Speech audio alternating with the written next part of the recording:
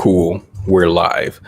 Good evening, everyone. It is 6:30 p.m. Eastern Standard Time, and I have what I feel like is a reasonably sized. That looks really big when I hold it up next to my head. It looks like it's the size of my head, but I promise it's not.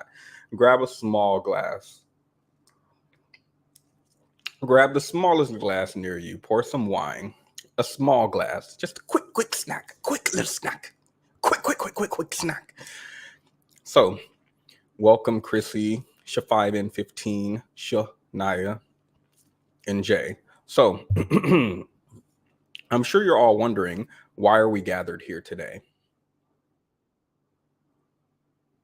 I'm sure that's something that you're all wondering. Well, let me tell you why. But before I tell you why, let me show you something that I feel like is interesting.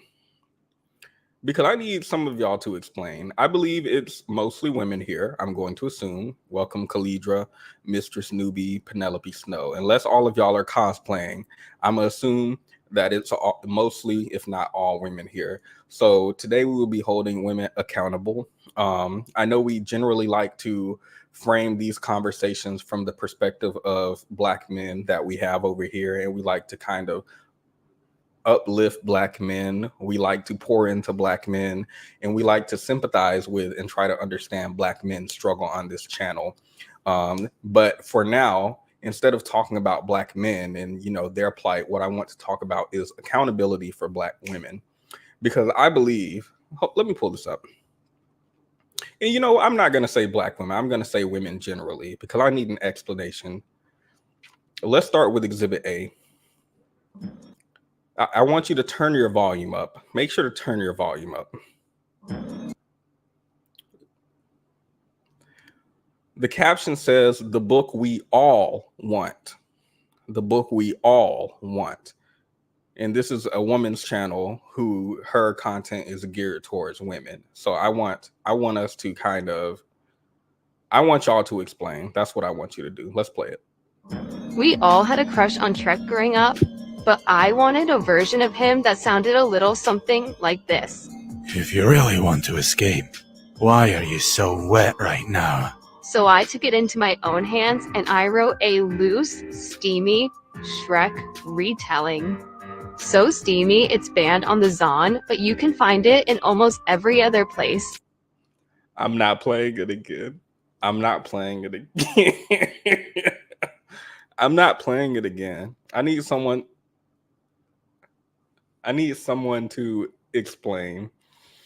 Be sure to leave a like on the video on your way in. I feel like now it's going to be demonetized, so anything helps. Like, share, follow, any of that. I'm not going to play that again for the sake of the monetization of my channel not being affected. But just know I need an explanation. She said this is something we have all dreamed about. Too often we don't hold women accountable in this country, in this patriarchy. Too often we just don't hold women accountable. And when we don't, you get stuff like this. I am extremely disappointed. I am not upset. I'm not angry. I am disappointed. Disappointed. Let's continue with the intro. So I read 2 articles back to back last week that I thought were interesting. We're going to briefly go through them. They are not related to today's topic at all. I'll make this big in case you guys want to read along. Sha5 and 15, you might have missed it. Be sure after the live stream ends, go back and watch the first part. We were just like talking about some cool stuff that I think that you should watch. That's what that was. So just go back and watch after the encore and see. This is, and y'all are saying this is white people-ish, but I saw this posted across colors, across all skin tones. You can't call it a dark skin, light skin, white, Asian. I saw it across all nations, all colors, all types of women. I did not see this amongst men. So y'all are not going to escape accountability today. Play it again. I'm late. Y'all are just gonna have to go back and rewatch it because I value the monetization of my channel, even though it's only like $5 per month. So let's get into the article. Major predictors of long-term involuntary singlehood. This article was sitting up on my computer. Apparently, it was in a tab that I had not closed for several months. So just know, at some point, this was supposed to be not the same green man. This was supposed to be something. I feel like we were supposed to go into this. Maybe never did. But it says major predictors of long-term involuntary singlehood. Interesting. For women, higher choosiness. For men, almost the opposite. So this is saying that apparently people who are involuntarily single, for women, the reason why women are involuntarily single is because of choosiness. And for men, it says the complete opposite. Let's read some more. Some singles are delighted to be uncommitted, but others would very much like to be in a relationship. Will it ever happen? Research reveals some of the predictors. Single by circumstance, not by choice. Now, these are some names right here, and they say Black people names are hard. Menelaus Apostolou and Eli Michaelidio in 2024 investigated why some people have trouble attracting romantic partners. Why some people have trouble attracting romantic partners. Remember this. Why some people have trouble attracting romantic partners. Let's go back up to the title. Major predictors of long-term what? Involuntary singlehood. Let's continue reading. This is probably not important that I repeated those things. Don't even try to remember it. It's probably not important. Let's continue. Book talk. If you know what book talk is, then I don't trust you. If you know the lingo, I don't trust you. I know what y'all are reading. Anywho, why some people have trouble attracting romantic partners. They used a sample of 1,432 participants, and they examined the impact of 17 predictors of what they term involuntary singlehood. Breaking down the results by gender, they found some common ground. Okay, so for women, a higher probability of being involuntarily single was associated with factors including poor flirting ability, elevated choosiness, and a low level of agreeableness. Now, we can talk about flirting ability and we can talk about agreeableness, but we can't talk about elevated choosiness. I don't understand that in a conversation about involuntarily single, right? But let's continue. A high level of choosiness was also associated with having been single for a greater number of years. For the men, Apostolou and Michaelidio found that poor flirting capacity was also a factor, right? So both men and women apparently have difficulty flirting. Love it. Love that for y'all. Non-binary they, them. Sorry, y'all were not included in this study. We're just going to have to sit this one out. So a higher level of neuroticism in two self-reflection categories, one being low self-esteem and one being lower self-perceived mate value. Neuroticism, by the way, I hope I'm pronouncing that correctly, is usually defined as a tendency towards anxiety, depression, self-doubt, and other negative feelings, right? So very, very negative person. This is what it says about the men. So the men have neuroticism in self-reflection categories, low self-esteem, and lower self-perceived mate value. Additionally, they found that low self-perceived mate value, poor flirting capacity, and lower mating effort were associated with more years of being single. Many singles wonder how having children from prior relationships factor into the mix. They looked at this as well, finding that men, but not women, with children from past relationships were more likely to be coupled up than single. This is actually something that I believe we've talked about before, but men do tend to have flings generally quickly after the relationship ends, while women tend to be single for more years. And regarding having a child specifically, we know that most men don't have when it comes to joint custody, I don't think that's something most men have. I think either the mother has sole custody, or if there is joint custody, it's still the mother who majority of the time has the child. So that's one thing. The research is clear about men moving on from their first family, not just the woman, but also their child to their next family. So let's continue. They suggest that one explanation could be time related, noting that men with children would generally have more time than women with children to devote to mating efforts due to having less child custody. Oh, okay. Cool. Love it. Confirmed. Although, obviously, this is not always true because some men have sole custody of their children. Yes, we all know those men. We see those men every day. The men with sole custody of their children. I just saw 7 of them today. They're just common and out there, and we see them all the time. We just see them out there. Men with their children, sole custody. Yep, it's such a common thing. You just run into it all the time. Anywho, enough negging. It highlights the significance of simply having time available to devote to dating and developing a relationship. Yet, many people flying solo experience dark clouds of loneliness instead of considering the silver lining. There are many benefits to being single. Now, they go into the silver linings of singlehood, like having time and the freedom to budget your day, self-care, and like having a daily routine that puts yourself first, as opposed to when you're in a relationship, right? Responsible, loving partners put each other first, but daily routines that revolve around taking care of your significant other can result in self-neglect and self-sacrifice, according to this article. So they make a mention like flight attendants and how they tell you to put your own mask on before assisting others. So single people can focus on taking care of yourself, and then you'll be in the best shape to take care of other people. And lastly, they say that single people can make plans freely, et cetera, et cetera. And the main thing I wanted to talk about was all the way at the top, because I was very confused, because this article says the reason why men are involuntarily, I'm gonna highlight that word, involuntarily, damn, my neighbors are loud, involuntarily single, right? Single by circumstance, not by choice.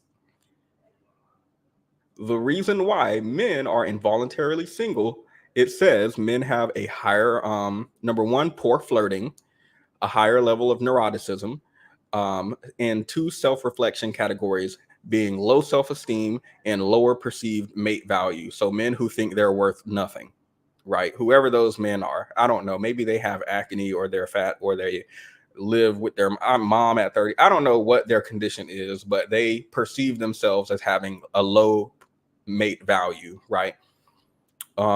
As well as having poor flirting abilities, and et cetera, et cetera. Now, this feels correct to me, because like, if you don't know how to flirt or talk to people, or if you don't have confidence, it makes sense that you would be unable to get a relationship. And for women, the reason why they're involuntarily single is because they choose to be single. Let me go through that one more time, and then we can move on. For men, the reason they are involuntarily single, unable to find a partner, is because they have poor flirting capacity, a high level of neuroticism, low self-esteem, and low perceived self-perceived mate value. The reason why women were single is because they didn't want the men that were available to them. And excuse me, the reason women were involuntarily single is because they did not choose the men who they had available to them. Do y'all see what's, thank you, Miss Shells. Yes, that is voluntarily single. Involuntary imply, maybe Kedology wrote this article, right? Because Kedology made this thing about being a femcel and how she can't find a man. And when people probed her, she was like, well, I can, but that's not the type of man that I want. Blah, blah, blah, blah, blah. Right. So maybe it's that definition. I don't know. Now, along with this article that I had open, I also had this article open. This is the last one, and then we'll get into the main topic. Gen Z women delete dating apps within a month. It's a waste of time. Now, this was certainly interesting for me to have these 2 articles open in the same tab. Kedology came out as a lesbian? What? Pause. Cancel the stream plans. I'll change the title.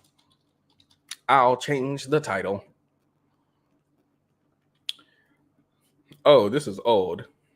Oh, it looks like I watched some of it but didn't finish it. She must have been annoying. I don't know. I'm not happy discovering I'm a lesbian. Period. Period. I love people who are committed. I love people who are committed. If you don't like the labugata, even when you found out that you're the labugata, I love that. I love people who consistent, right? I like consistency. Now, Gen Z women are deleting dating apps within a month. It's a waste of time. Let's go through it. While finding love may seem like an online game by many in today's culture, yes, purr. I'm late. I'm actually late. I thought she was asexual. She's discovering herself. That's all that's important. So, finding love may be seen as an online game by many in today's culture. There are waves of Gen Zers ditching the apps in search of someone in person. So, a whopping 65% of dating apps get deleted within a month, and of those who uninstall the apps, 90% do it within a week. Now, let's read this next line. Deleting dating apps is a rebellion against the digital dating scene that feels superficial and exhausting to many people. I don't know. I feel like that's extreme. I feel like people get on Hinge. I can't wait to put this video out, y'all, because I'm compiling data. I'm compiling data. I'm blurring people's names and I'm blurring their faces to a degree in their profiles, but I'm collecting data because I want to do a video about my experience on every single dating app. And I'm talking about Christian Mingle, Black People Meet, Black the app, Tinder, Hinge, because here's what happens. Let's talk about Hinge specifically. Because I have an issue with Hinge specifically. So, Hinge is disrespectful. First of all, it's my favorite. Let me put this at the beginning. Hinge is my favorite dating app to use. Now that's gone. Hinge is disrespectful. Hinge showed me the stinkiest, dirtiest, most unattractive. I don't know. I have never scrolled through filth for so long. And I'm not the type of person to talk about people. I'm not the type of person to talk about people, but I have never scrolled through just filth after filth after filth over and over. Hinge had me second guessing myself because you know how dating apps, right? Dating apps, when dating apps can tell when you're attractive, unattractive, average, above average, below average, right? There's a whole algorithm for this. If everybody is swiping on you, you're attractive. If everybody is passing on you, you are not attractive. And you get like slotted with different people. You get shown to less people. And the people you get shown to are other people who also don't get a lot of matches if you're on that end, or you get shown to everybody if you're on the pretty end, right? So, the way I was scrolling through this, mind you, my experience on other dating apps is like average. So when I got on this dating app specifically and I started scrolling and it just showed me filth after dust, after dirt, after trash, after stinky, nastiest, unattractive. I had to have a talk with myself, right, in the mirror. Like, am I really with these people? Who put the crunchy people? The crunchy people? I don't know what that means, but yes, absolutely, the crunchy people. Am I the crunchy people? Am I the crunchy people?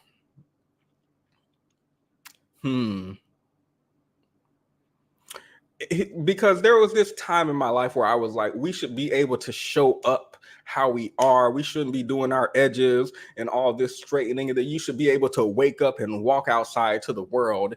And then I'm on this app with the crunchy people, and I'm like, have I reaped what I sowed?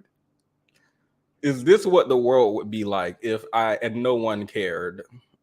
Which is what I want, right? I want a world where appearance does not matter, right? Is this the world that I promote? And should I like retract my beliefs?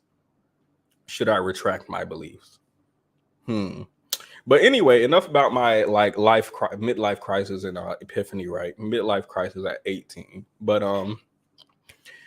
yeah, this the uglies, right? We were congregating at the bottom, and that's a simple way to putting it. But like,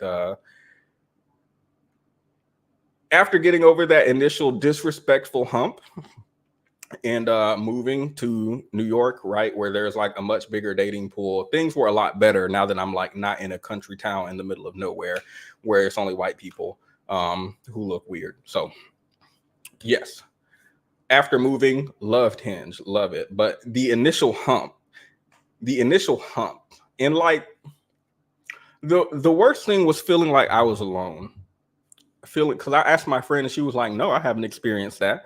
I asked another one of my friends, he was like, nah, I've never. So I'm like, you have to understand, starting out I was like, maybe it's Hinge, right? Tinder doesn't do this, the other apps don't do this. Maybe it's just Hinge. Are y'all getting this on Hinge? Are y'all getting introduced to these type of people on? No, my Hinge is fine. This is just your Hinge. So now it's not even like something I can blame on Hinge, and I have to really sit down and say, the crunchy people. But after getting over that hump, right, I don't know what happened, but one day my algorithm just clicked and I got out. I'm sorry, I promised I wouldn't cry, but I finally got out. Y'all don't know how joyful I was. I was just scrolling through the app, crying, and then I was about to swipe past someone again and pass on them, and then I was like, wait, this person does not hurt my eyes. And after that point, right, it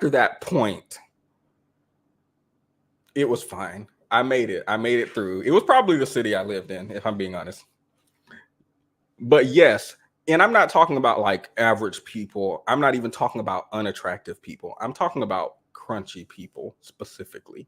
I don't know what it is about Hinge. I don't know what it is about Hinge that just, these are not people you would see in person. Like, you would not see these people. You would see these people on TLC. That's where you would see these people. Because TLC always has some my strange addiction. I like eating cigarette butts. My 600-pound life. They have to use a crane to lift me out the bed, so I just haven't left the bed in 6 years. And they just made the door wide, and now they just bring all the food in here. Like, TLC, I don't know if it's still on, but when I was watching TV, TLC had some of the dirtiest stuff that I ever seen in my life. And I was like, why is it now on Hinge? Right. So I was dating on the TLC app. That's how my Hinge experience was initially. But the whole point is, I'm just saying, right, because we're going through this article, and this article says deleting dating apps is a rebellion against the digital dating scene that feels superficial and exhausting to many people. No. Sometimes you just don't match with who you're supposed to match with in that first week, and so you just quit. Not everybody is so willing to accept like I was. Maybe I'm a crunchy person. Some people are like, oh no, I'm not crunchy. Why is this putting me with crunchy people? And then they delete the app, as this article says. But me, I was so ready to accept it. I was just like, oh, all right, crunchy, let's do it. Try OkCupid. And the thing is, I'm not 40 or above, so no thank you. No, that's not OkCupid. What is it? Match.com? What is the old people one? I think it's Match.com. Facebook dating also is fun.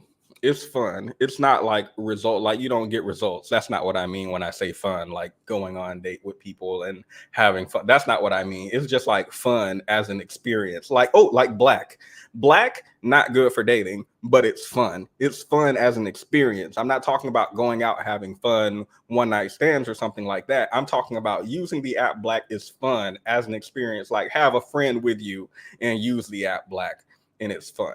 So anyway, enough of that. The point is, this article says people are deleting apps. 65% of dating apps get deleted in just a month. And of that, 90% do it within a week. 90% do it within a week. It gives us some examples. This says dating apps have become a way of life. It has. You definitely could not be talking about a Match.com when I was young. Because why are you on the internet meeting people? People was meeting on Craigslist. Let me not get into this too much because we have a dating app video coming up. and we can all share. Yes, please get the likes up. In case you just came in, I played something at the beginning of the stream that I feel like might get me demonetized. So anything helps for this stream specifically.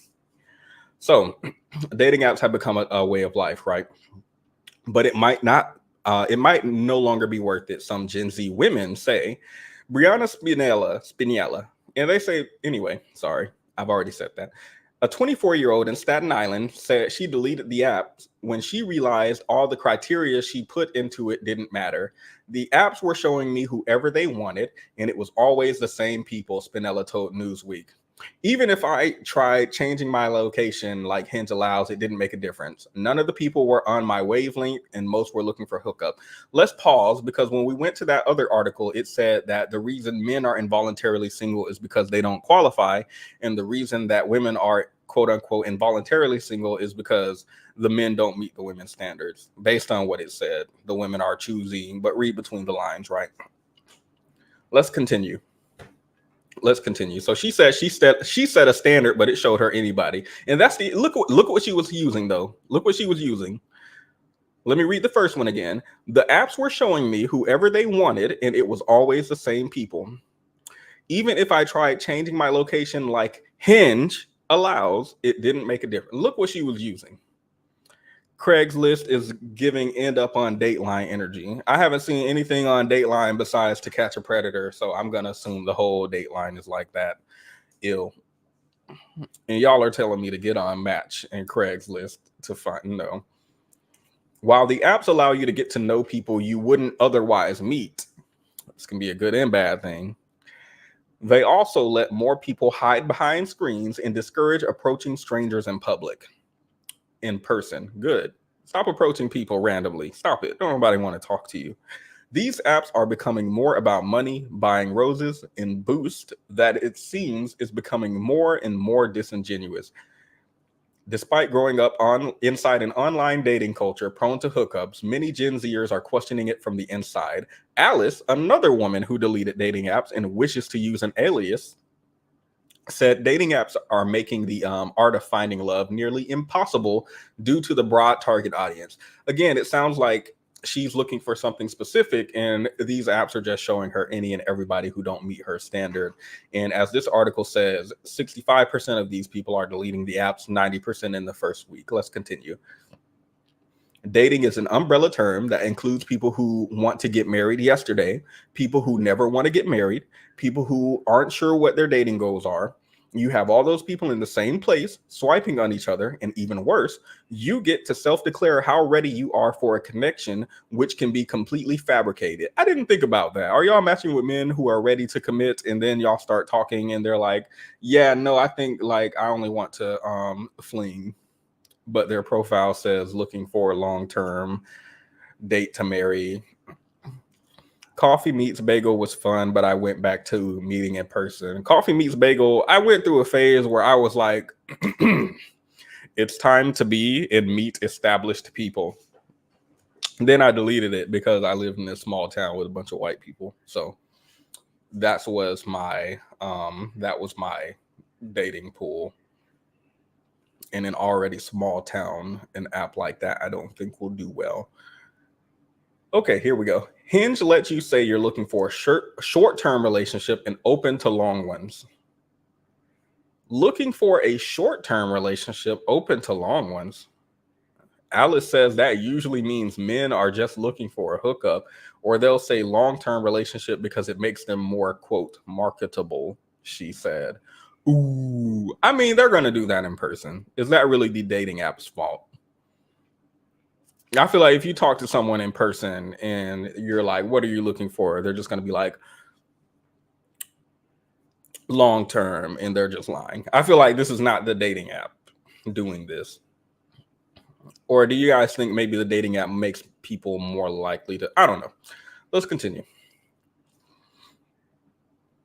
Another woman, Madison, also using an alias, hasn't necessarily deleted the apps, but she no longer opens them anymore. It's a lot of chatting, and people are rarely want to meet in person, and they're flaky too. It takes a lot of energy to meet someone, and most of the time, it's a waste of time. Ooh, I have met someone I loved off an app years ago, so I know it can happen, but it's just overwhelming. There are hundreds of matches, and you might meet 1 out of 100. Interesting. The other article says that women are involuntarily single because they choose. Anyway, sorry. It's not just women becoming frustrated with dating apps either. Okay, let's see some of the men's complaints. Finally, we love centering men over here. While women might complain about the quality of men or the inability to find someone looking for more than a hookup, men report different but still challenging problems. Many say it takes weeks. Sorry, I didn't mean to put that much emphasis on that word. Many say it takes weeks to get even a few matches, and responses are hard to come by.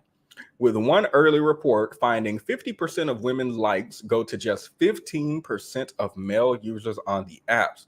Ooh, this makes some consider buying dating apps premium versions in hopes of getting more likes and ultimately second guessing their self-worth in the process.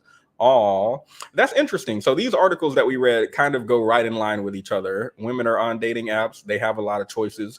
They don't choose those choices. Apparently, the research says this means they are involuntarily single, even though they don't choose the choices they have. Men don't have choices at all, and they start to second guess their self-worth. And the other article says that they start to feel negative things, depression, anxiety, etc. Low self-value. Jimmy Thakkar, age 44, said he also deleted his app after realizing how common fake and AI profiles were. No, not Beverly, 38, next door, looking for some fun tonight. You're telling me she was fake? The app was downloaded with the intention of finding compatible dates, Thakkar told Newsweek. I had to delete the app because I could see a lot of fake profiles and profiles that hardly had their pictures on display. I actually read, what was this? I think it was when Ashley Madison had their leak. If you guys remember, we briefly covered that weeks ago or months ago. And I was reading some of the Wikipedia and some of the articles around that. And it turns out that Ashley Madison, like, just straight up faked a bunch of profiles. Like, they had a bunch of bots, and the bots were messaging the men because the men, I think the men specifically, had to pay to message on the app, so they couldn't see the message. They could only see that someone messaged them. And so they would have these fake women, basically AI or bots or whatever, message the men so that the men would pay them to unlock the messages just to discover this is a robot. And that's Thakkar. Thakkar says he may have had some of this experience. What do you mean there is no woman looking to hook up tonight? 21, interested in 44-year-old Jimmy Thakkar, balding, beer belly. What do you mean? It's not just the youth. Wait, so Jimmy Thakkar, age 44, is considered the youth. Let's note that. Older generations are similarly skeptical of the apps when it comes to finding love. Jackie Philosoph, interesting, is in her 50s and founded the website Divorced Girl Smiling. She also joined a dating app and uninstalled it from her phone within just a week of use. People are being disrespected on these dating apps, and they're tired of it. They're tired of it. Oh, you know what? I didn't think these two articles were going to be related to the video at all. But now that I think about it, we're going through Kendra G, and she talked to this passport bro. And maybe like this is, I forgot it, but Kendra G's show is like not scripted. These are real men and women who are probably out there dating and are probably on dating apps. And we get to see them and their personalities and their presentation and how they are on her show. So maybe this is like actually directly related to what we're going to see, because we're going to see how some men date. One man specifically who I believe represents probably a lot of passport bros. But anywho, we don't really have to get into all of this. This is just old people who are reminiscing about their 1 week that they spent on a dating app that went terribly wrong. Terribly wrong. Let's close that out. So, without further ado, I now bring her the real deal. I'm going to play my intro and we can get right into it. Oh, let me mark this. It's like the 35-minute mark. Let's wait like 10 more seconds. We can be right on 35 minutes. That way I could put a timestamp in the description.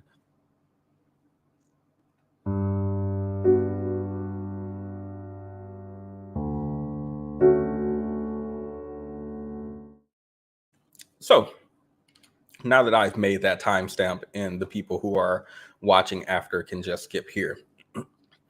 Today, against my better judgment, I will be watching Kendra G's dating show and hoping that my last two brain cells survive. Kendra G encountered a passport bro. I just seen something in my peripheral. Let's pause. I just seen something in my peripheral. Let's quickly talk about it.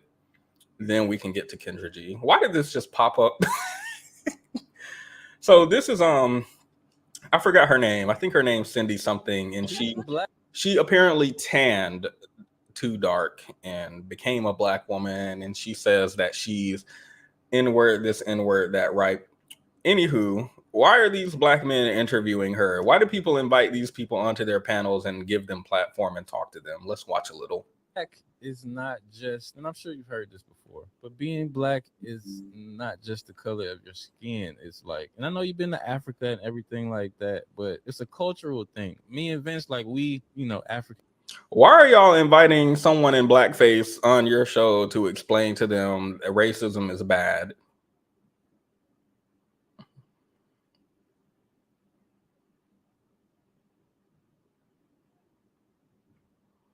You see, Cindy, when you do that, it hurts black people. What? She knows.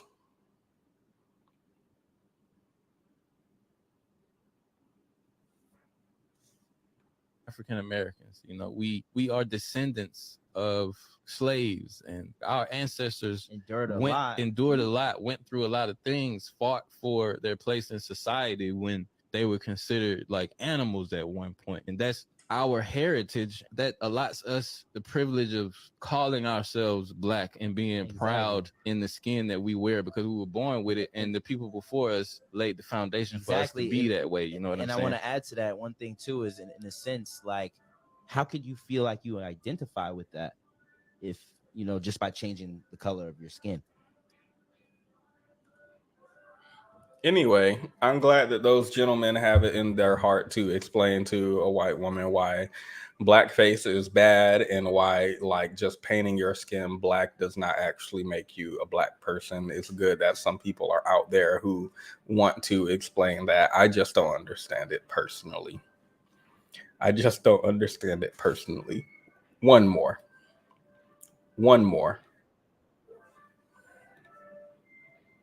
Y'all did not like this the last time I showed it. This is a different one, but it's the same concept.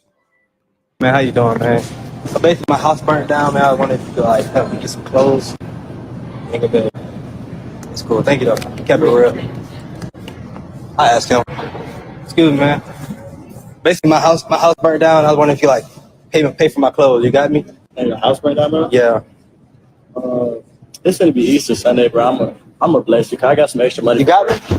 Hey, man, that was just a test, man. I got $10,000 for you for blessing that young man, man. Really? Yeah, man. Put it in your pocket. That's what I'm talking about, man. That's how you do it. Hey, my house didn't burn down for real. I just want to see if people want to bless me. And I'm blessing you. You're trying to bless me, man. Have a good one, man. What's your name, bro? Malcolm. Malcolm? Go to. What do you just like give out handouts, or what do you do? Nah, that's for my TV show right here. Oh, Yeah. I can get your. You got a channel, like, is it YouTube or TV? Yes, it's YouTube. YouTube. Let me get you, bro. All right. I think I done started an argument, y'all, man. They're going to be arguing all the way back to the car about that $10,000, man. Paper tape, you hate these prank videos? This is the one prank video I can't get enough of, this type of prank specifically. For those of you who are curious, the premise is they go up to a person, hey, could you help me pay for my groceries? I'm just going through a hard time right now. The person says no. So there's a plant, and the plant comes up and they ask the plant, hey, would you help me pay for my groceries? And the plant's like, oh yeah, of course. I would do anything to help a brother in need. And then, oh, you just won $10,000, and they're just shoving it in this person's face, just shoving it in their face. That could have been you. Oh my God, that could have been you. Let me see. There was one specifically where after he walked away, the other guy who denied him was like, hey, could I get some of the money he gave you? Okay, now let's get into the actual topic now. We're at the 40-minute mark. Perfect. Now we can actually get into Kendra G. So Kendra G, blah, blah, blah, blah, blah, watching her show, Hope My Two Brain Cells Don't Die. Kendra G encountered a passport bro recently. And I know what you're all thinking. I know what you're all thinking. What is a passport bro? Right? I know none of you have ever heard of that before. So I'm going to give like a brief summary of it. Or better yet, I'll show you some examples. Because I infiltrated a passport bro group a long time ago, and it was incredibly dusty, and I hid it from my page. But I forgot just how dusty it was. It popped back up recently. Wow. A man can't protect what he can't control. Interesting.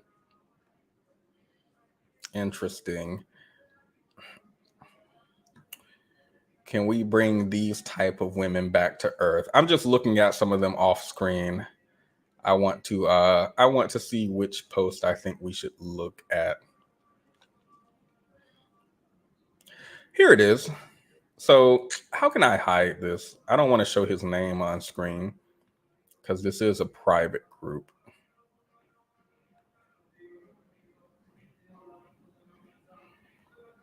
Okay, I think I can open these images without showing his name. Give me 3 seconds. Oh my God, my Amazon refund just came back. Now I'm going to use the Amazon credit to buy more things for Amazon. Sorry, I'm really excited about that. They accepted my return. They didn't notice that I swapped it. No, I'm just playing. They're going to be real upset when they open up that iPhone 14 at the return center and there's an iPhone 6 inside. I'm kidding, of course. So I'm going to go through these photos and then I'm going to go through the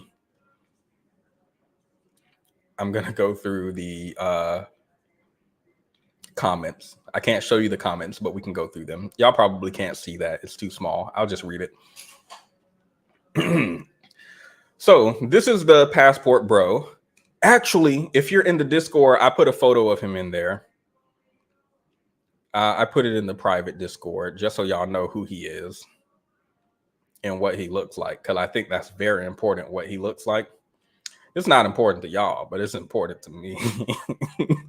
So if you're in the private Discord, then you can go and look at what this man looks like so you can get a better idea of who is saying what we're about to read, right? But I can't show their thing on here because this is public and that would be not okay for me morally, in my opinion. So let's see what she has to say. Excuse me, what he has to say. So she says to him,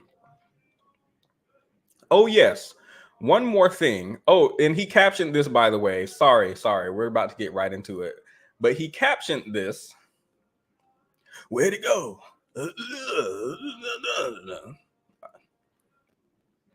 He captioned this, the problem with modern women or something like that. Where is it? Oh, he said, conversation I had with an average female today. The delusion is real, fellas. Let's read with the conversation he had. She says, oh yeah, one more. We don't know what conversation they had prior, right? But she says, oh yes, one more thing, and this could be a deal breaker. I smoke cigarettes. I mean, I'm definitely not a chain smoker. I've never smoked a whole one, couple puffs throughout the day, and weed, same routine. Nonetheless, I smoke. And if this is a deal breaker for you, well, okie dokie, I get it. Now let's pause for a second. this is how he introduces the conversation to us. Maybe he doesn't like smokers, blah, blah, blah. I don't know. But this is how he introduces the conversation to us.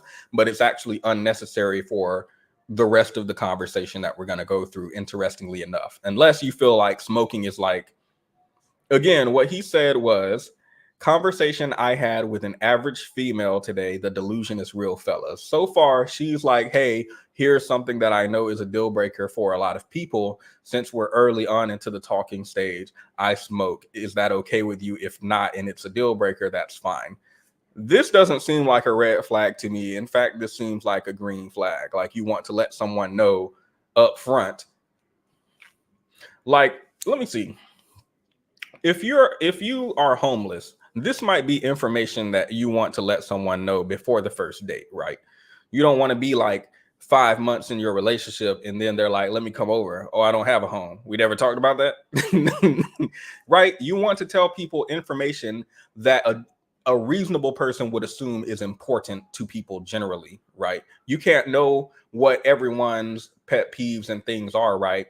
It's not reasonable to be like, oh, I chew loud and also I sleep with my back facing the window and also I sleep with one leg out, right? It's not reasonable to list every single thing that you think might be a pet peeve for someone, but at the very least, major things that you know a lot of people have issues with, I think it's completely reasonable to expect people to list these. Okay, y'all don't care. Hey, you said keep going. Got it. I'm just saying she told the deal breaker and she was like, is that a deal breaker? Yes, no, before we continue. No red flag for me so far. He replied, hey, Gina, I appreciate you keeping it 100%. Are you celibate? Are you celibate? Now, I think what he meant to say was celibate with an I. He spelled it incorrectly, but as you can see from the very next message, she says this Valentine's Day will be 5 years. So she has been celibate for 5 years since Valentine's Day. So spelling is just not a thing both ways. That's fine. Valentine. So she says, yes, this Valentine's Day will be 5 years. She has been celibate. And she says, and you use all your words, share. I don't know what that means. Probably old people lingo. I'm talking all kind of mess. I'm still at work and definitely not on the phone. Maybe it sounds like she's saying, yes, I'm celibate. I've been celibate for 5 years as of the Valentine's Day that's about to come up. And what about you? And tell me all the deets. Don't be shy. I think that's what she's saying. I'm trying to interpret what I feel like is 40 and up. 40 and up. If y'all are in the Discord, y'all know how old he looks. And I'm saying 40 for her. 40 would be very conservative estimate for him. I'm going to say 50 to 65. So let's see. He replies, smoking and drinking are workable, but I'm not celibate nor into chasing a dream. Let's pause. What dream are you chasing? Who is sleeping? Who is sleeping and what dream are they having and why are you chasing it? What? Smoking and drinking are workable, but I'm not celibate nor into chasing a dream. So this is not a typo. LOL, I can appreciate pause. You don't use LOL if you're over 55. I don't like it. Continue. LOL, I can appreciate celibacy. Pause. Why do you spell celibacy correctly, but you spell celibate? Why?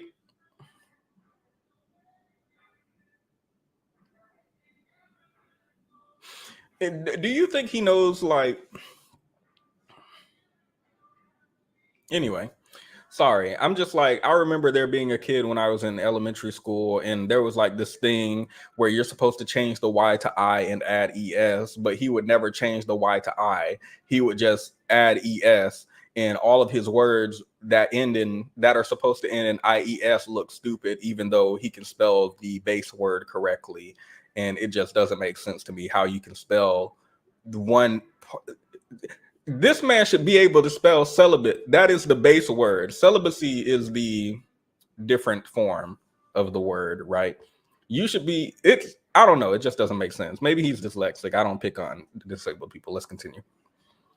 He said, smoking and drinking are workable, but I'm not celibate nor into chasing a dream. LOL, I can appreciate celibacy being your choice. It's just not mine. She said, if I'm thinking in a relationship, not a situationship. Been there, done that. So apparently she's like, hey, celibacy is like, I've been celibate because I've not been in anything but situationship or whatever. And I'm not like breaking my celibacy until I'm in a relationship. Cool. I think that's a fair standard. But he says he's not into chasing a dream. Anyway, nice to meet you. She says, anyway, nice to meet you, Anthony. I hope you find what and who you're looking for. Who you're looking for. Who you're looking for. Yes, they're both illiterate. It's okay. And he says, same to you. Same to you, Gina. Now, Gina does not message him back after this. Let's pause. Let's go back. She brings up smoking, drinking. He says that's fine. Ask if she's celibate. She says, yes, I'm celibate for 5 years. Until I'm in a relationship, I'm going to be celibate. He says, no, thank you. No, thank you. Nice to meet you. Hope you find what you're looking for. And she says, hope you find what you're looking for then, since he apparently wants a woman to throw it on him, like without a relationship, whatever, you like what you like. And she's not the type to do that, right? Which is interesting. Let's pause, because in the group that this is in, this is a Passport Bro group. In the group that this is in, one of the things that the men complain about all the time is the fact that modern Western women are always out here doing sex and giving it up and OnlyFans and promiscuous. So it seems unusual for the same men in this group, because there were several posts like this, to be upset when Western women are not like giving them coochie on the first date. That's certainly interesting, since that's one of the things that they say they hate in this group. But let's continue. Everything is going good so far, right? Aside from spelling. They both can't spell, so I won't dock a point from anyone there. She smokes, he's okay with it. She's celibate, he's not okay with it. So she wishes him well, he wishes her well. Except he decides to message her again when she doesn't message back. And based on this symbol, she didn't even see it. She might have blocked him. She didn't even see it, the last message yet. So he sent a Facebook meme that only people above 50 years old use. And the Facebook meme says, social media got 50-year-old women saying they're single because they haven't met the right guy. You're going to meet him soon. His name is Jesus. So I don't know why he decided to message this woman.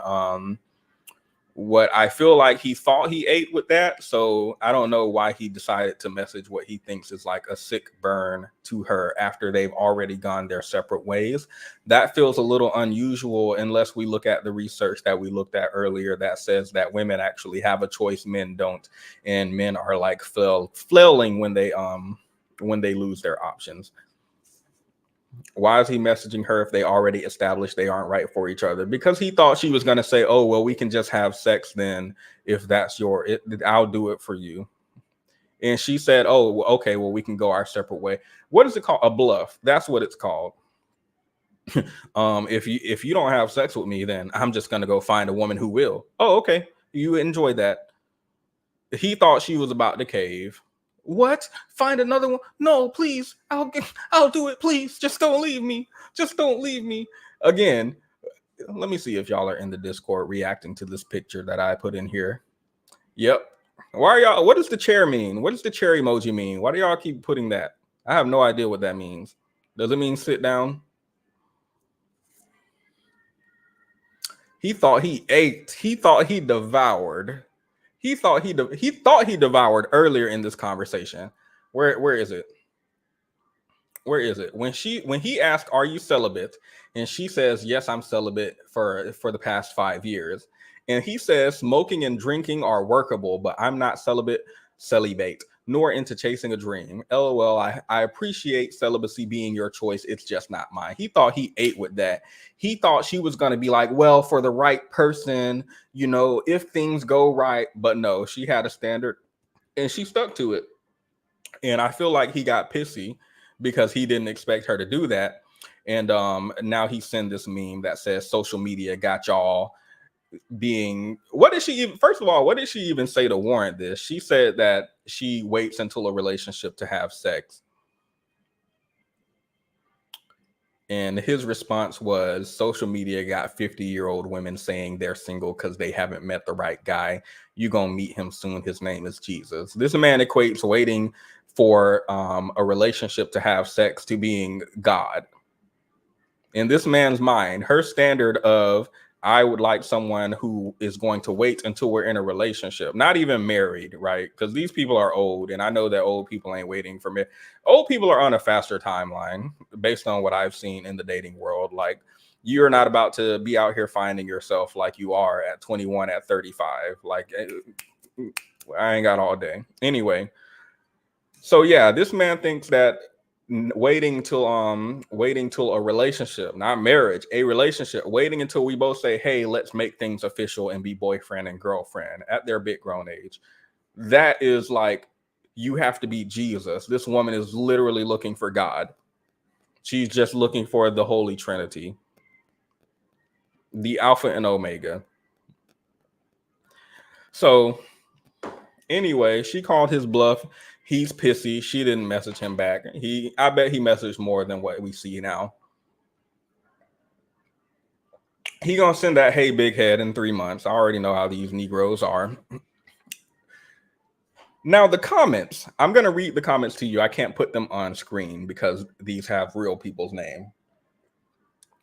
The first comment says, the passport bros got in a fight about this post, right? Because some of the men were like, wait, what did she do wrong? And the other men were like, modern women this, modern women that. So the first comment says, I'm not understanding the delusion, right? Because remember the original poster, he says that this was a conversation he had with an average female. The delusion is real. First comment says, I'm not understanding the delusion. Maybe I read the exchange wrong. I thought the woman said simply that she'd need to be in a relationship versus a situationship. This makes perfect sense to me. Why? Because it is inconsistent to penalize women for high body counts and also penalize them because they didn't instantly jump in bed with you.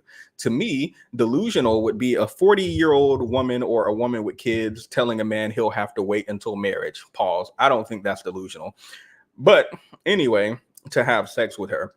Insisting on a relationship doesn't seem unreasonable with me, but maybe I read the exchange wrong. Since we're all passport bros here, here's a little inside baseball. In a conservative culture, pretty much any woman who isn't a sex worker would insist upon a relationship prior to having sex with you.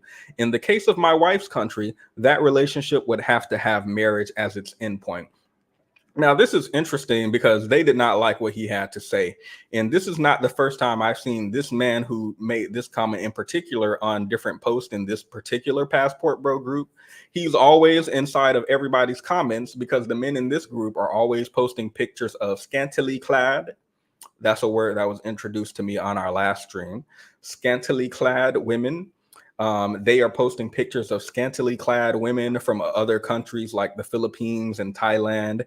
And these women look like ladies of the night or something like that. And the men are talking about how cheap they are and how much fun you can have. They're putting side by sides of them compared to women from the United States. And this man who made this comment is always in those other comments saying this seems weird because y'all keep saying y'all don't like Western women for dressing a certain way or being promiscuous, but the type of women that y'all are promoting here look like sex workers. And y'all are saying that I'm leaving America to go and find a wife for conservative traditional values, but the women you're posting on here are scantily clad. And you are talking about how little money it takes for you to get them in bed, which seems more like sex tourism. And this man is like, I thought we were here going to the countries for the culture and for the people and for genuinely liking the ideas and values there. But y'all are like going to do sex tourism, basically. So he's in the comments a lot and people don't like what he has to say. Let's see. Someone added, sure, it's very important for bros to study the culture of where they're going. If you aren't seriously interested in a relationship and marriage, don't go to a conservative country. I would agree with that, except it came from a passport bro's mouth. No, thank you. but I would otherwise agree. Now, the poster said, I didn't penalize her for anything. I merely questioned her about her standard regarding sex. Her standard didn't match mine. And he says, yep, we men can have standards too. He put that in parentheses. Her standards didn't match mine. Yep, us men can have standards too. Period. Period. Yes, yes, queen. You better set your, let's pause. You better set your standard. And can't nobody tell him anything. Yes, period. I love that for him. Can we get a clap? You better go off. I know my worth. I am he is the table. Yes, I love it when people step in their feminine. Like, I actually love that. So he says, so we parted ways. And here's some knowledge back at you. Women will let you wine and dine them to give you the expectation you're gonna get behind them. But nope, because their celibacy is in regards to you, not Pookie and Ray Ray. Per Kevin Samuels, it's delusional to at 60 years old hold on to something you've already given away. Exactly. He's talking to himself, by the way. Like, he's like saying something and then he's like, yes. And then he's like saying something and then he's like, yes, right, exactly. Like, he's replying to himself within the same comment. So period. He is his own cheerleader. And can we stop and say, you need to cheer yourself on, because who else is going to do it? Nobody else in these comments was cheering him on, so he did it himself. I love a go-getter. I love somebody who get it. If nobody's doing it, I'ma do it. I love that. Drizzle, drizzle.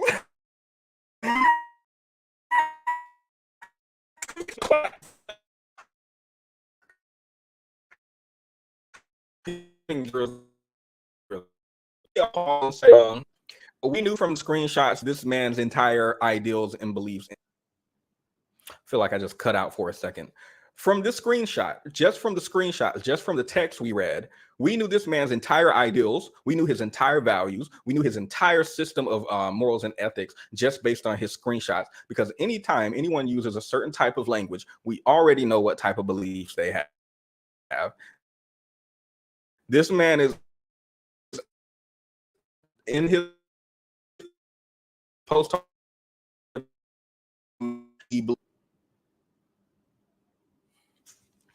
Is it cutting out for you guys?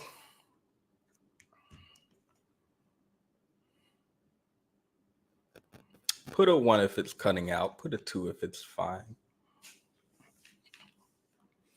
Where's my iPhone?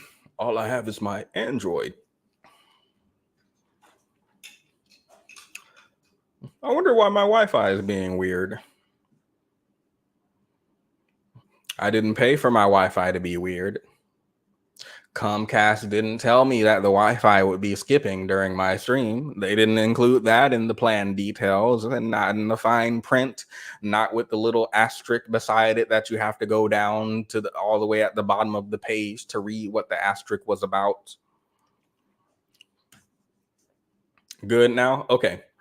All I was saying is, we can take someone's a few words. This man, if you recall, before we even read his text messages, he said, conversation I had with an average female today, the delusion is real. Anytime a man says delusion, anytime he says average woman, modern woman, female, anytime he says anything like this, we already knew he believed in Kevin Samuels. We already, the glitch of Kevin Samuels passed. I'm not going to get Verizon. They're expensive where I live. It's not Comcast. I think it's Xfinity here, but they're under Comcast. I don't know if there's a difference. But yeah, we already knew this man's ideals and beliefs based on one sentence. Based on one sentence, we already knew this man at some point was going to say Pookie and Ray Ray. We already knew he was going to drop Kevin Samuels. We already knew he was going to talk about, oh, you're only making the good guy wait, but the bad guys can get it for free. And oh, if I pay for something, I expect something in return if I buy your dinner. We already knew. We already knew. And that's interesting. It's become to the point where I can read a few words from someone and already dismiss anything that they're going to say at all, ever. I already knew this man wasn't going to add anything of value to the conversation, and I went and read those comments anyway. Anywho, So this man said he didn't penalize her. Remember, the first guy said you shouldn't penalize women for not having sex with you while also penalizing women who have sex. This doesn't make sense. You can't do both. This creates a world where women can't win. This is what the original guy says. And the guy who made this post said, I didn't penalize her. Let's pause there, because why are you gaslighting us? Your post says this woman is delusional, average modern female, and you are sending these clapbacks in the messages while you're talking to yourself because she's not messaging you back. And now you're in the comments like, oh my God, I didn't penalize her for anything. I merely questioned her about her standards regarding sex. I hate people who do this. Why can't you just come out and say you hate women? Why do you have to go through the hoops and we have to? I hate microaggressions. That's what it is. It's like a microaggression. Like there's enough plausible deniability for you to deny it. Like, oh my God, I hate those big-lipped, big-nosed, fried chicken watermelon eaters. Oh my God, bro, why do you hate black people? Black people? I never said black people. All I said was big-lipped, big-nosed fried chicken eaters. Anyone of any race can have big nose and big lips. And you're the real bigot for assuming I was talking about black. I hate people who try to hide behind obscurity, right? And ambiguity and plausible deniability like this man is. Oh my God, why do you guys think I'm trying to penalize or drag her? Because you made a whole post calling her delusional and sent her messages after she stopped messaging you trying to get your get back. That's why. Gaslighting, yes, hey you. Anywho, we're not going to go through all the comments because we're already an hour in and we got to get to Kendra G. I have to work early tomorrow. Early. I have an early day of sweeping. The kids threw up on the cafeteria floor and somebody had to mop it up, and it was 4:30. I clocked out. So the throw up remains, waiting for 6 a.m. 6 a.m. I know school starts at 8, but the school has to be cleaned and maintained prior. You can't start cleaning when people come in. Let me stop telling y'all about janitoring. Y'all don't care. Y'all don't care. So let's see. He also said, never mind, I'm not going to read anymore. We can get to Kendra G. He said something in the comments about women who have children don't deserve to like be celibate, which is weird because do you just want them to keep having more and more and more children because you're name dropping Kevin Samuels? And I'm like, is Kevin listening to Kevin Samuels? You're like, women who have children should just like go out here and keep having more and more sex? Or like, do you think it's okay for them to be like, maybe I should? I don't know. It just seems like a contradictory set of beliefs and ideals to believe in. But he believed what he believed. Let's get to Kendra G. Kendra G encountered one of these people. The whole reason we went through that, mind you, is because I just wanted to give an example of what passport bros are. These men are saying the women like the woman he encountered in that text message are just filthy, dirty, don't want them, don't like them. We're going overseas to find real women. So, yes, they are all like the one we just saw in that text message. All of them. That was a good example. I know it's an anecdote, but they're all like that. Every single one. Now, I saw this TikTok in my feed because TikTok doesn't want me to be angry because they know that it makes me engage. So now we all get to be angry and we all get to engage together. Yay! This is 6 minutes long. I don't know. I got about 7 minutes worth of brain cell left, and I feel like this is 6 minutes long. It's not, I don't know, like I need something for tomorrow at work. I need something left over, and I need more than one minutes worth of brain cell. So let's watch. Should I go to the original video? I feel like I should, but I want you guys to see it through my lens of how I watched it. So let's watch. So we got Austin, 25. Well, 2024, be 25 May 16th. What do you do for a living? I'm a YouTuber as well. Oh, you're a YouTuber. Okay. I don't consider myself a YouTuber, but I respect that. That's what you consider yourself. Kendra G is disrespectful. His answer was, I'm a YouTuber as well. She said, I'm not a YouTuber. You're a YouTuber. I have accomplishments. I don't sit around and talk in this mic all day like you in this dusty lighting. Look at your lighting and look at mine, sir. And you decide which one of us is a YouTuber and which one of us has a real career. Anywho, that's not what she said, but that's what she said. Well, I got YouTuber, but okay. I don't consider myself a YouTuber, but I respect that. That's what you consider yourself. Well, I got this is I guess my I main am a source. YouTuber, but I consider myself a journalist. But I understand. I'm a journalist too. I've said that as well. Okay, but do you want me to call you a YouTuber? He's not a journalist. Why are you copying her? Be a YouTuber. Y'all have seen his face before. This is the first time I've seen this man. I've been so far away from Kendra G's channel. I've been wondering why I've been so happy lately. I've been glowing lately. And then she came back with the crust. Let's do it. YouTuber or a journalist? I want you to call me Austin Holland. The question is, what do you do for a living, honey? YouTube. Okay. Do you have any kids? I would hope not. So the answer is no. No. Okay.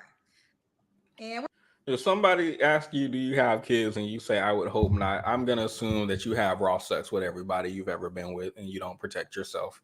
And you're going on thoughts and prayers. Because what do you mean you hope not? Running off thoughts and prayers. I no longer trust you. Get away from me. I don't know what you have.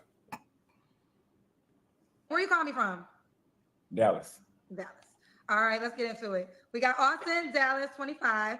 Well, almost 25, May 16th. He's a YouTuber, no kids, lives in Dallas. What kind of woman are you looking for? I'm looking for black women that have respect for black men. Ooh. So you think black women don't have respect for black men? Check this out. I've been all around the world. And let's pause.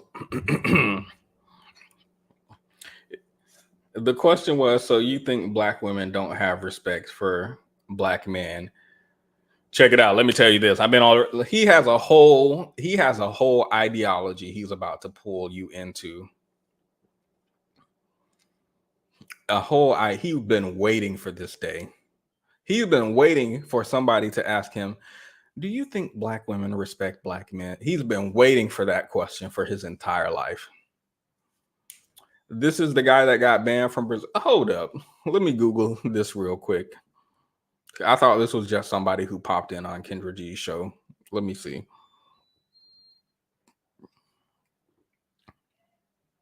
This is the man. Oh, ran out of Brazil. I was like, was this the man who went to some country with $1,000 and ran out and tried to raise money on YouTube?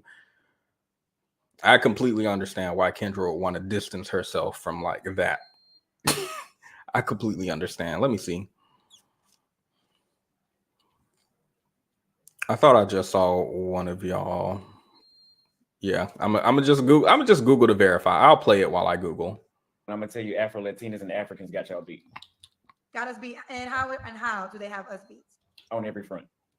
Then why not just date them and be happy? I live in Latin America. I'm just here to get my paperwork so I can stay going from y'all.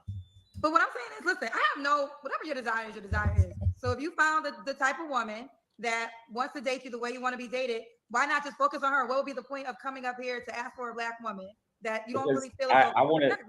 I'm still trying while I'm here, so I want to see if my mind can be changed. No one cares. Honestly, no one cares about change. Passport bro under investigation by Brazilian authorities for ex-tourism crimes.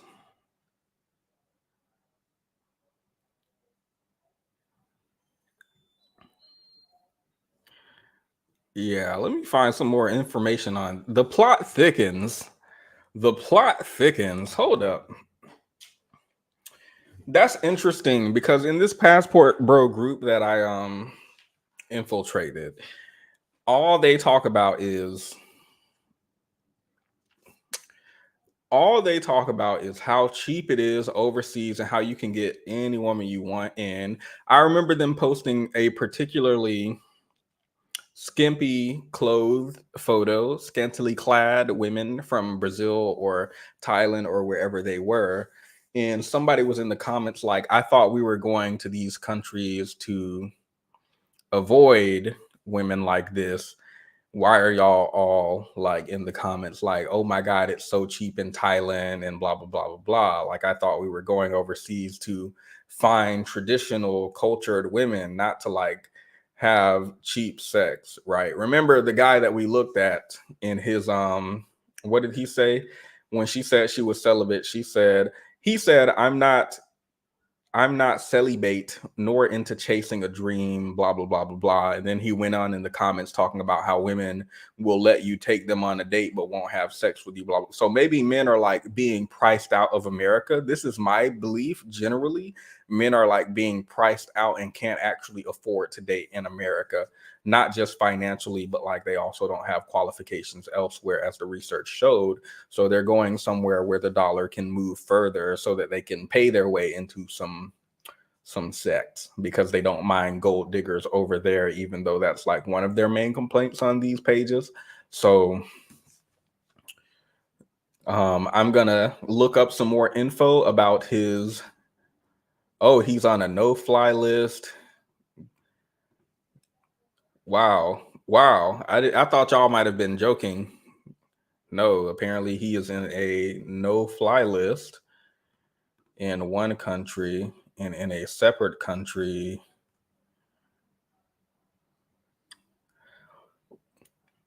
Wow, this is crazy. So he made his own video about how one country put him on a no-fly list, and the people on his channel were like, "That's fine. You can just go to Colombia." Like I feel like if someone puts you on a no-fly list to an entire country, and you're like, "Oh, I'll just go to a different country," like you might want to look into the behavior that you're doing to get banned from an entire country or investigated by an entire country. That would be my thought. Why am I being banned from Nicaragua? Sex tourism? Oh, okay. Well, should I go and do sex tourism in a different country? Yeah, let's do that. Like, I don't know how the thought process is to make you feel like the logical next step is, oh, I'm just going to go to Colombia if they ban me from Brazil. Oh, they ban me from Colombia, I'm going to go to Thailand. Oh, I'm going to go. I don't understand the thought process here, and I'm just trying to understand it. But let's continue. Let's continue watching Mr. Sir. Where did it go? There it is. Change your damn mind, honey. Really? We're not gonna work that. So nobody has the interest in changing my mind. No, it's not about nobody having interest. You said you found a group of women that have the way you want to be dated. Why not just focus on her? What would be the point of coming up here to ask for a black woman that you don't really feel? I want to. I'm still trying while I'm here, so I want to see if my mind can be changed.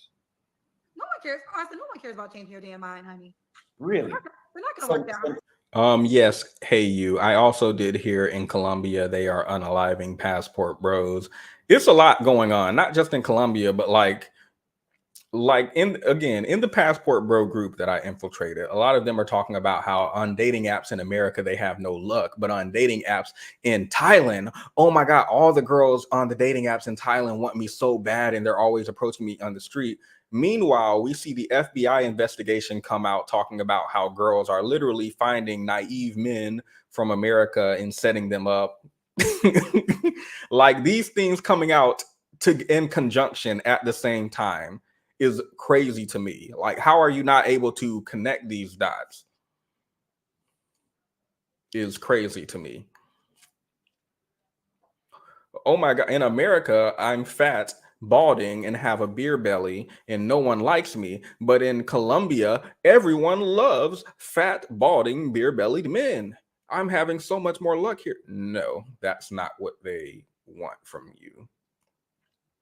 Now, you could be there specifically because you know they only want your money and you can't afford gold diggers in America where women are paid equally. So you go over to impoverished countries to find women there who actually could. Apparently, he's a barber who can actually siphon money from a barber salary, right? And you don't need to be like Jeff Bezos. You can be an Uber driver and still like the American dollar moves further there.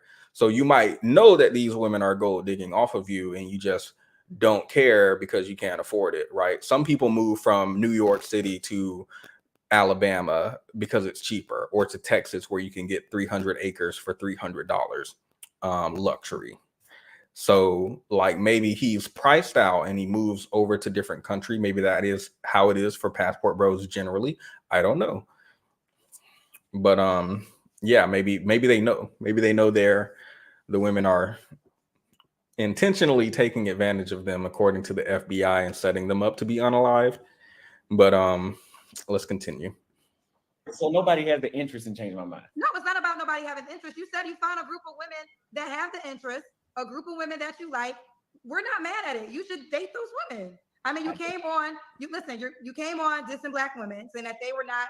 I didn't say that. I never said that. You said that. Well, We can look into the unaliving, by the way. The most recent article I'm familiar with is like the 8 passport bros who within the span of I think 1 to 3 months was it 1 to 3 months or was it all in the same month? I think it was like 8 back to back unalived. And there was one man who was doing stuff with some children and the authorities investigated him, but he fled to the United States and now they're looking for him. And then there was another man who was doing stuff with children. And then there are the ones who are being not unalived by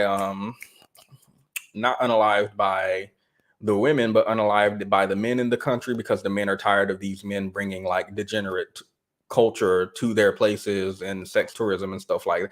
Like it's a lot of stuff going up. There's like an amalgamation of data that I think it would be interesting to cover and put all together. and that they were not. I didn't say that. I never said that. You said that. Well, you said that you were looking for a black woman that has respect for black women, and you said Afro-Latino and African women have you beat. So my thing is, you should focus on those group of women then, since they have us beat, right? Yes, but I'm in the United States right now. Okay. Well, there's those. Why does being in the United States right now matter? You moved to Thailand, Brazil, wherever he moved to, right? That he's the one country that he's not banned from. He moved there and he says Latin women have black women beat. Y'all can't compete, blah, blah, blah, blah, blah. Okay, Kendra says, why don't you just go date them? Why are you coming over here and saying, hey, black women, y'all are in last place. Everyone's beating y'all. We don't want y'all. Why not just go and be with the woman you want to be with and who wants you so badly and you want her? And he says, let's pause real quick. Yes, but I'm in the United States right now. I'm in the United States right now. So these women who I just said are in last place, who I don't want, are my option right now. So I don't know what this means. Are you going to date them until you go back overseas and be with the woman that you want? Are you looking for someone to provide for you financially because I don't know how much barbers make, but I don't think my barbers are doing well, but that's also why I go to them. Barbers in the hood cut the best. But anywho, that's not the point. Are you going to marry the woman in the United States and bring her to the country that you want to go to? Are you going to marry the woman in the United States and just give up on going to the other? Like, what is your plan? This sounds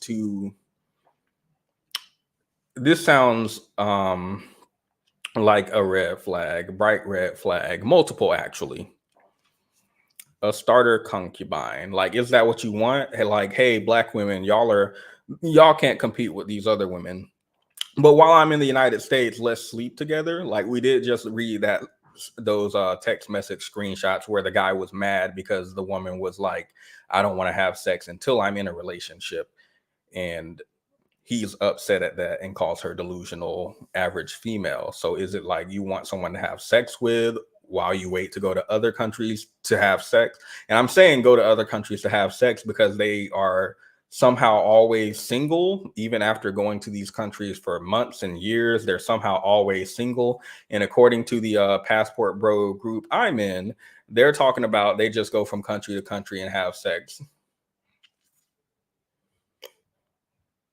So maybe that is what he's looking for. Okay. Well, there's those group of women live in the United States too.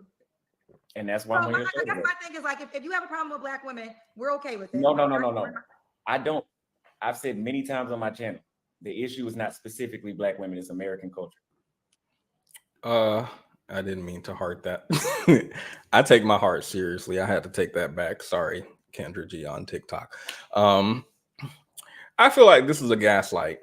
Again, we read the post earlier where the guy was like, this delusional average female doesn't want to have sex with me. And somebody asked him, why are you shaming her for not having sex if the whole idea of this group is we shame women who have sex? You can't do both of those. That doesn't make sense. And he came back with, oh my God, what? I wasn't even like dragging her. What are you talking about? Like, do you know that we can see what happened 30 seconds ago? Like, we can see that. We saw it. We were here. Like you don't get to come into the room and fart and then just talk to us. Like, no, we need to talk about why did you come in here and fart and walk around and spread it, and then try and, hey, how you guys doing? What's going on? It's crazy outside, right? Raining all day. No, we don't get to. We need to talk about. We need to talk about what just happened. You know, we can see and hear you, right? Like, including what you just did. ICDC College. I don't know what that stands for, but get connected for free with Education Connection. Maybe that's where he got his degree. I don't know. Is that a barber school? Maybe Education connected him with barber school. But yeah, let's continue. I'm just saying he's gaslighting. That's the whole reason we paused. It's a gaslight to me. Black women, these other women have y'all beat. How do they have us beat? In every way, shape, and form. Why are you dragging black women? What? Dragging black women? I would never. And I say all the time on my channel, it's not black women's fault. I would never. Why would you even insinuate that I would say anything bad about black women? Because you just did 5 seconds ago. Anyway, if he's a barber, why does his hair? Anyway, I'm sorry, because my barber's hair looks atrocious, but he does a good job. Well, I'm repeating what you said. And what you said was you want a black woman that has respect for black men. And then I said, okay, are you not finding that? And then you said other cultures had us beat. What kind of woman are you looking for? I'm looking for black women that have respect for black men. Not Kendra G with the rewind. Do you think black women don't have respect for black men? Check this out. I've been all around the world, and I'm gonna tell you, Afro Latinas and Africans got y'all beat. Got us beat. And how do they have? The question wasn't, do you think Afro Latina and all these women are better than black women? The question was, do you think black women don't have respect for black men? Your answer could have been, yes, they do have respect. No, they don't have respect. Your answer instead was, oh, Latin women better, Brazilian women better, Colombian women better. That's an interesting response. I'm not sure what that says about him, but I'll let you guys discuss that in the comments. Oh, be sure to leave a like on the video also. I think we might be demonetized on this one due to what we played in the first few minutes, if you were here, of this video. So anything helps. On every front. You said other cultures have us beat. As a black woman, I'm saying spend your time with them. We're okay. We're not upset. Really? Yeah, absolutely. I mean, if anyone is gonna come and talk about us as a collective and say that we're not worthy enough, well, we bid you. I never said that. I never said that. I never said that. You didn't have to say it, sir. Do we need to go back to the big lip, the big nose, fried chicken eaters, and why I didn't just say black people and any race can be big lipped, big nose, and any race can eat fried chicken? But when you say all that, it kind of seems like you're talking about a specific group. You don't have to say something to say something. We can hear you. But I'll tell you this, since I've been back in the United States, it hasn't been convincing to switch back over. That's why I'm here today. Okay. Well, again, we can proceed. I'm just saying from one black person to another, go where you're appreciated. That's for everybody. Go where you're appreciated. Don't worry about it. If you found a culture or you found a human being that dates you and the way you want to be dated, spend your energy there. And that's for any single person. I would agree. Okay. So Austin, 25 used to be okay. So the question is, what kind of woman are you looking for? So you said a black woman that doesn't disrespect black men. Anything else? That's the base of it. Well, do you want to give examples in which ways that you have find black so, I don't like the way every time she says, it seems every time Kendra says, do you want to give an example of how black women are bad? He just already ready. Oh yeah. So anyway, like black women as a collective are evil, right? Like I encountered this one black woman, baby mama in ghetto, and smile more and weave and bonnet. It feels like he's ready. He's like ready for these questions. Specifically the questions where he has an opportunity to talk about how black women suck. That I'm saying she should be respectable when she talks to the man. She should be respectable with the man's time, his wants, and she should be considerate. Maybe you should respect Nicaragua and they won't ban you. Why would someone talk to you respectfully and you can't respect an entire country? women need to talk to me with more respect.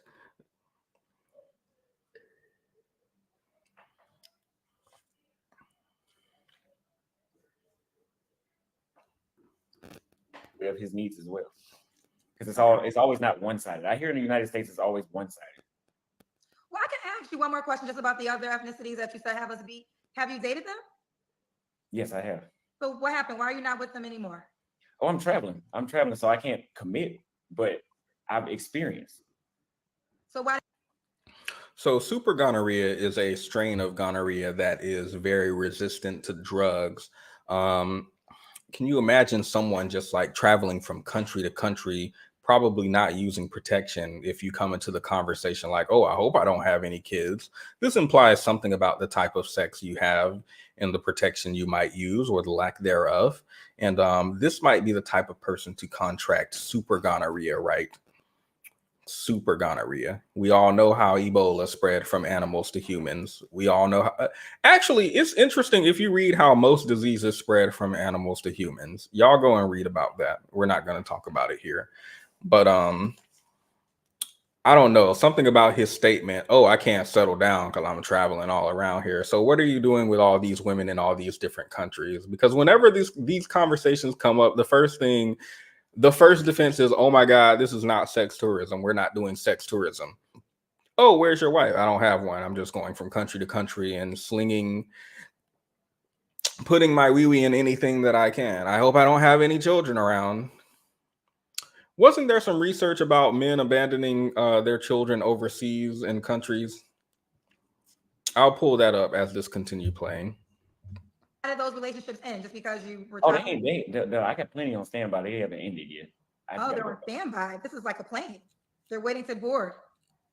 Yeah, I'm gonna have some black kids, that's for sure. Okay. Well, let's keep going. So, disrespectful. Anything else?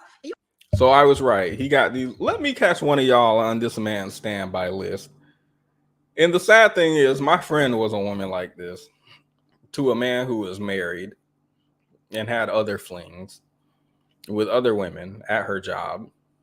And I was just sitting there silly because I should have left this friendship. So I should have left this friendship before the friendship broke up, but I should have left beforehand.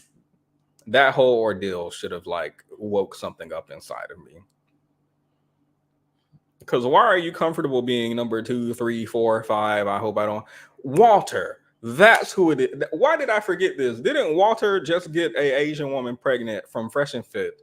Walter just got her pregnant, and when we went through them text messages, he's talking about you need to abort it. I'm not going to take care of it. I already got 12 other women who I'm getting DNA tests for, and blah, blah, blah. And it's like, why are you just dipping and diving and ducking into anyone who you can? And how can you be a part of this as a woman and be like, yes, this is what I want, knowingly? Daisy said she didn't know Walter was sleeping around.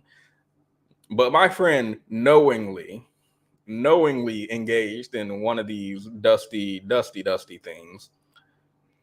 So I wonder if the women who he's talking to from all these countries know that they're all in rotation. Like, are they aware that he has multiple other women he's talking to, having relationships and sex with, or are they all unaware? And if they are all aware, why? Girl, why? But I love that for them. You got to the deal breakers. This is supposed to be the part of what you want. What do you mean? Like, the question is, because in the deal breakers, you could say, I don't want a disrespectful woman. This question is, what kind of woman are you looking for? So I guess the good qualities that you desire should be your answers. Like I said, how she talks to the man, he's respectful of his time. Please hit the gym. Please hit the gym. And the pH needs to be balanced as well. I don't even think he knows what pH stands for. Do y'all think he knows that pH stands for potential of hydrogen? Or do y'all think he just hears some people say pH balance online, so he repeated? These women, pH is off. Don't even know how to spell potential or hydrogen.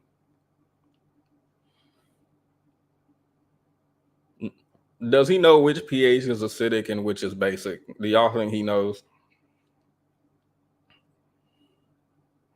Does he know what pH the vagina is supposed to be at?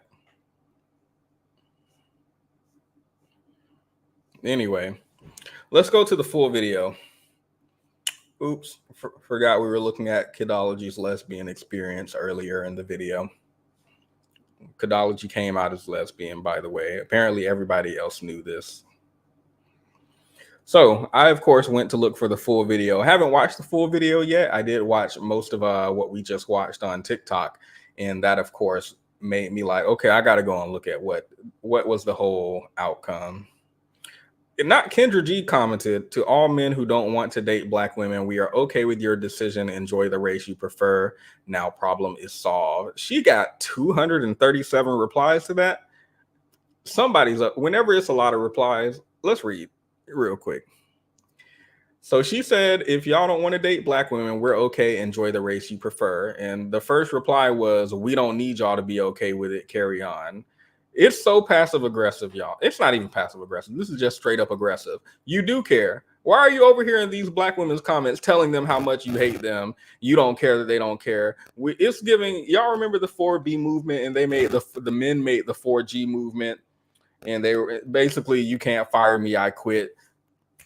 No, you don't quit. I fired you. And now you're trying to hold some power that you don't have. So you're saying I quit because that's the last inch of power that you can grasp onto.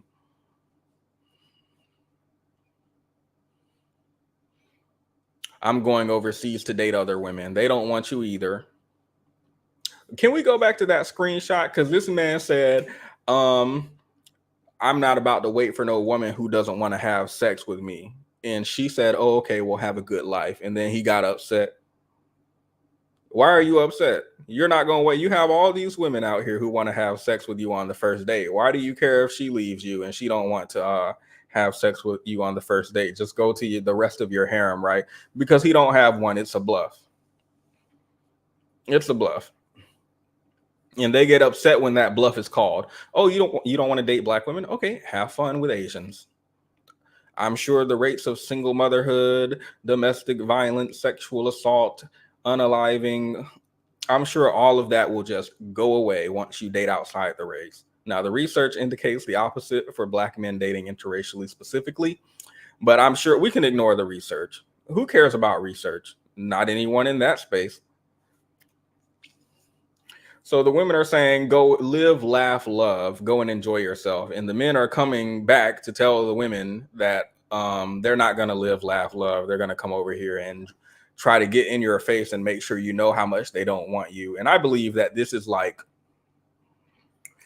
actually, we've done research on this before. We did a video called Rejection in the Male Ego, where we talked about how come if you're at a gas station, gym, walking, at the coffee shop that you work at, right?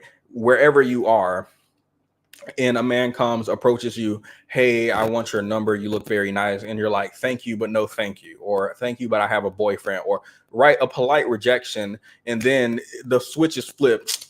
F you, you ugly anyway, then nobody wants you, right? Why does this happen? We looked at some research about this a really, really long time ago, and the research indicates that the ego is hurt. They see it as a blow to their masculinity when they try to hold this when a type of power that they feel like they have is relinquished, they try to grasp onto it through any means necessary, and they tend to turn violent, whether with their words, whether physically, however have you. That's why the man who was complimenting you at the gas station and saying you look so beautiful, after you say, no, thank you, I'm not interested in a relationship, now you just became the ugliest person in the world. He doesn't actually think you're the ugliest person in the world. He just needs to assert himself to you because you rejected him. He feels rejected and he needs to assert his masculinity. According to the research, that's why this happens. So it's like, I can't just go and date Asian women and hate black women in my head. I have to tell black women I hate them out loud. I need to come to their platforms and comment on their videos how much I hate them and how much better other women are, because black women don't want to date him. And he thinks he's going to make a power play by saying, well, I don't want to date them either. But Kendra G says she don't care. So now he needs to assert himself and tell us how much he hates black women, because he's actually not over it. Let's continue.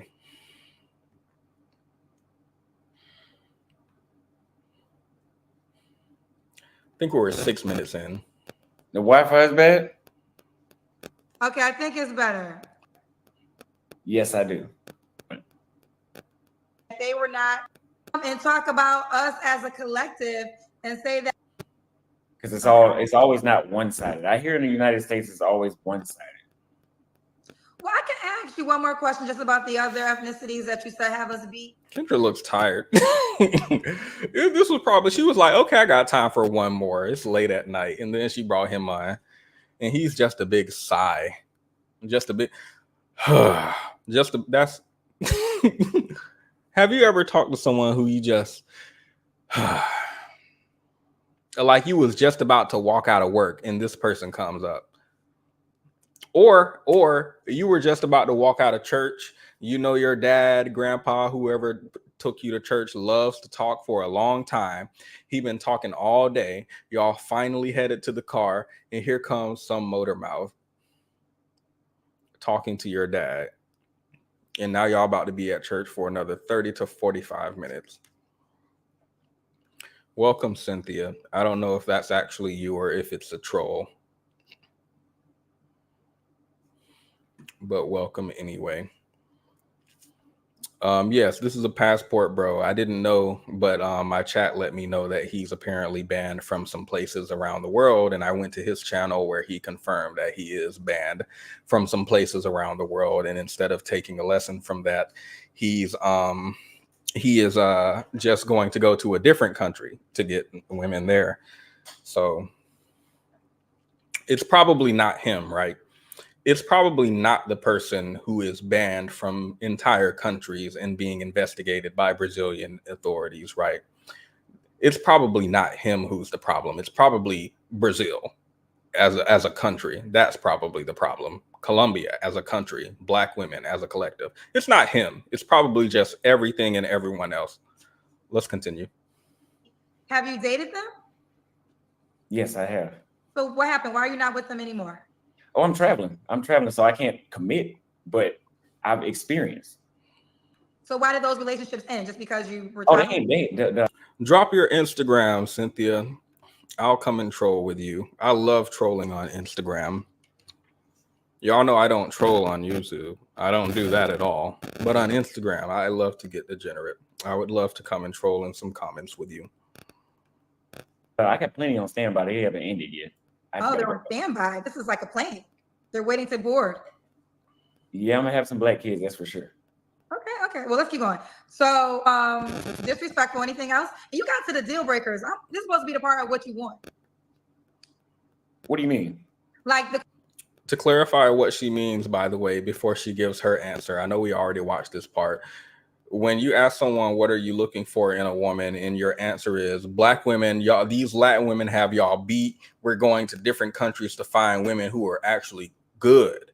That's like not what you want in a woman. This is just like a diss on Black women. So the question is, because in the deal breakers, you could say, I don't want a disrespectful woman. This question is, what kind of woman are you looking for? So I guess the good qualities that you desire should be your answers. Like I said, how she talks to the man, he's respectful of his time. Please hit the gym. Please hit the gym. And the pH needs to be balanced as well. Hit the gym. pH is balanced. I have a lot of questions for you. I will get to your questions. Don't worry. Anything else before we go to your deal breakers? No, go ahead. Okay, let me read some of these questions. They're begging me to read these questions. So Marika, I can't pronounce your name, said he paid $100 to argue and to get some Red Pill followers. I didn't pay nothing. I didn't ask nobody to pay nothing. You paid, somebody sent me $100 to pick you. the link is pinned. Yeah, Cynthia. I didn't send it. I didn't ask them to send it. Oh, so somebody else sent it. The link is pinned, Cynthia. You may come up in drag if you so please, but I will not force you to. And I'll put my Instagram on the screen.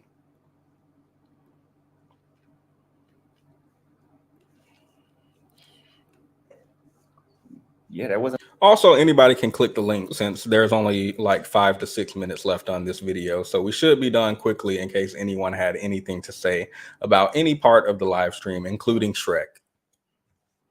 My name. Okay, so that wasn't his name. Courtney said he's live now using you. You're live now? I was live first and they said you should call in because I was supposed to date a Black woman here in Dallas, several Black women in Dallas, but y'all know how y'all are. So How? Well, I don't live in Dallas, so I can't speak for the black. You know, From not what every black woman is the same, right? You can't make one statement. I know they're not, because I've been in Latin America and they're not the same. Okay, you have to stop your live on your page though. So are you live right now? I'll stop my live. Go ahead. I'm gonna stop my live too. I don't got time to try. I don't got time. Kendra gave him too much time. Oh, that's it. There's still like 6 minutes left in the video. So she just talking about herself. She must have had a lot to say. Let's listen to what she has to say.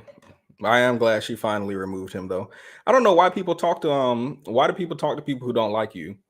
Didn't we just watch this this woman in blackface earlier, and those black men invited her on their panel earlier in the live stream, and they were like explaining to her why blackface is bad as she's in blackface in front of them, as she has these gigantic cartoonish things in her chest and these big lips that she put on her, like as she's actively caricaturing black women. These black men had her on their panel to explain to her why blackface is bad and why racism is bad and why you can't just color your skin black and then be. Why are people talking to people who hate them? I don't understand this. So I'm glad Kendra took him down. How about that? You stop your live, I'm gonna stop my. You know how y'all black women are. That's wild. That's wild from a black man specific. I would hate if someone said, you know how you black men are. I would hate it. And I feel like people understand this when it comes from white men to black men. So why can't people understand when it comes from black men to black women? That's interesting.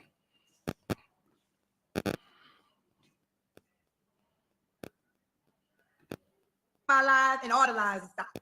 Okay. Listen, can y'all build your own shit, please? Can all y'all build your own pages and your own platforms without trying to call and use my good ass, hard ass work? Put in the work just like I put in the work and build your own shit. Now, all you want to do is get black women upset so they can start. Black women, y'all should really take the advice. I don't care. If you want to date a white woman, it is go ahead. I don't care. Latin women, I don't care. Asian women, I don't care. Go and date them. Don't spend your time worrying about us. We don't, what you say, we don't work out. We talk back. We want you to make a lot of money. Okay, so you don't want us. We don't want you. It sounds like an equal category. Many years ago, and I'll never forget this. And it's so old because it was an Oprah Winfrey show. And Steve Harvey was on the Oprah Winfrey show, and I think he was up there for the tour for his book, Act Like a Lady, Think Like a Man. And a woman in the audience said, you know, she was talking about when she sees black men with white women and how it bothered her. And Steve Harvey said, ladies, the black men that y'all see with white women, y'all don't want those men anyways. And I never forgot it. And then I kid you not, every time. Y'all want those men. Y'all aren't going to convince me y'all don't want those men. I've seen the stats. Y'all are not going to convince me as a collective. Not every single body. Y'all are not going to convince me. Even those men, I believe black women want them too.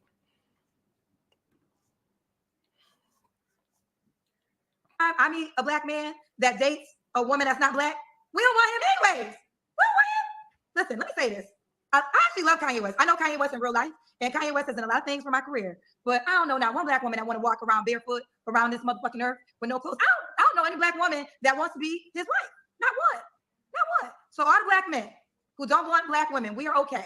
And I thought Kanye had a black wife first. Am I tripping?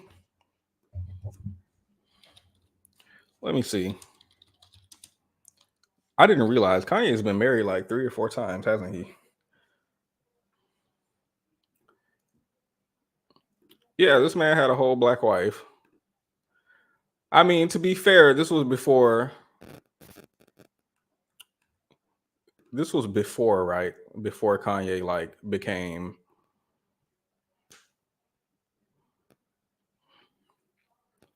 Look at him. He's so, I wouldn't call that young. I think he's 18 here, but he looks like his age now. Interesting. Sorry, this is a distraction. Let's go back. we are giving you permission to focus on the other races that you say treat you better. We are fine with it. We are not worried about it. And let me tell you why we're not worried about it. Because we know we shit. Let me tell you something. My biggest sauce that God ever gave me.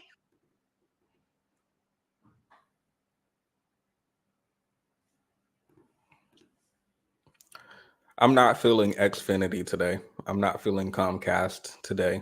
I'm not feeling them. Apparently, they're not feeling me either. I'm reading about Kanye's first wife. So Amber Rose, and then I guess it just gets lighter from there. That's interesting. Why did they break up? Why did Kanye break up with his first? The couple broke off their engagement in 2008, citing a conflict with his life on the road. They dated casually in 2002 before breaking up in 2004, reunited in 2006. Then he asked her to marry her, but they called it off in 2008 because he was on the road. Got it. Let's see. Then he dated someone for 4 months. Then he dated Amber Rose. And then this woman, I don't know. Then Kim Kardashian. And now the Kim Kardashian lookalike that he's dating. That he has walking around here looking interesting. I'll just say interesting. I won't say rude things. Was being a Black woman. That's my superpower. That's my superpower. We run everything. No, 201 stars. Let me find out, because the way I went and read about Kevin Hart and found out that his first wife is this Black woman who wrote all his material, who was funding his life. Like, I went back and read some stuff about his first wife, and he treated her so dirty, left her for his second wife, and then cheated on his second wife, but his second wife stayed with. Anyway, that's not the point. The point is, yes, I do believe some Black women are jump-starting these men's careers. You can't have anything working without a Black woman being a part of it. It's just a fact. Think about all the things you need in life. You're going to need a Black woman. Matter of fact, you came from a Black woman. Because if your Black mama didn't have your Black ass, you wouldn't even be here on Earth. Ooh. We're superheroes. So if you don't recognize that, we're okay with it. Go where you think it's better and have a happy life. Flatliner 24 said, here's 100 to hang up on him, Kendra. I don't want no sucker on here trolling Black queens. He's insulting your channel and trolling you. Well, you know, one thing I would say, y'all know, actually yesterday, I think I posted all men. It was a plethora of Black men back to back. Just Brandy, after this video ends, please go back and watch the first 2 minutes. It is very important. If y'all are getting in here late, after the stream ends, please go back and watch the first 2 minutes. Thank you. And people were saying, oh, we're realizing that, I know, listen, there's money in it, I guess, when it comes to Black women. So people want to focus on that. But my show is not just a Black woman show. All people are on my show. So if you only focus on a Black woman on my show, that means you're not talking about the show in its entirety.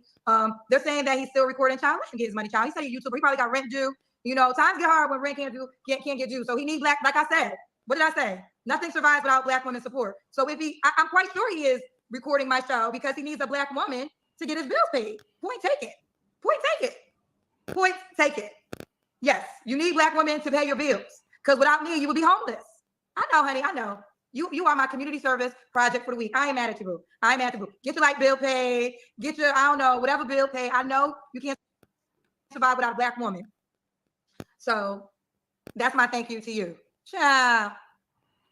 She didn't lie. He couldn't survive without a Black woman. His mom did birth him. So without her womb, he would not be here technically. Kendra is not incorrect. Can we watch another Balloon Pop episode? I'm feeling very dusted out. My eyes hurt, and I feel like it's because maybe I looked at him too long. I did see his eyes kind of bulging out. Maybe it spread to me. I don't know.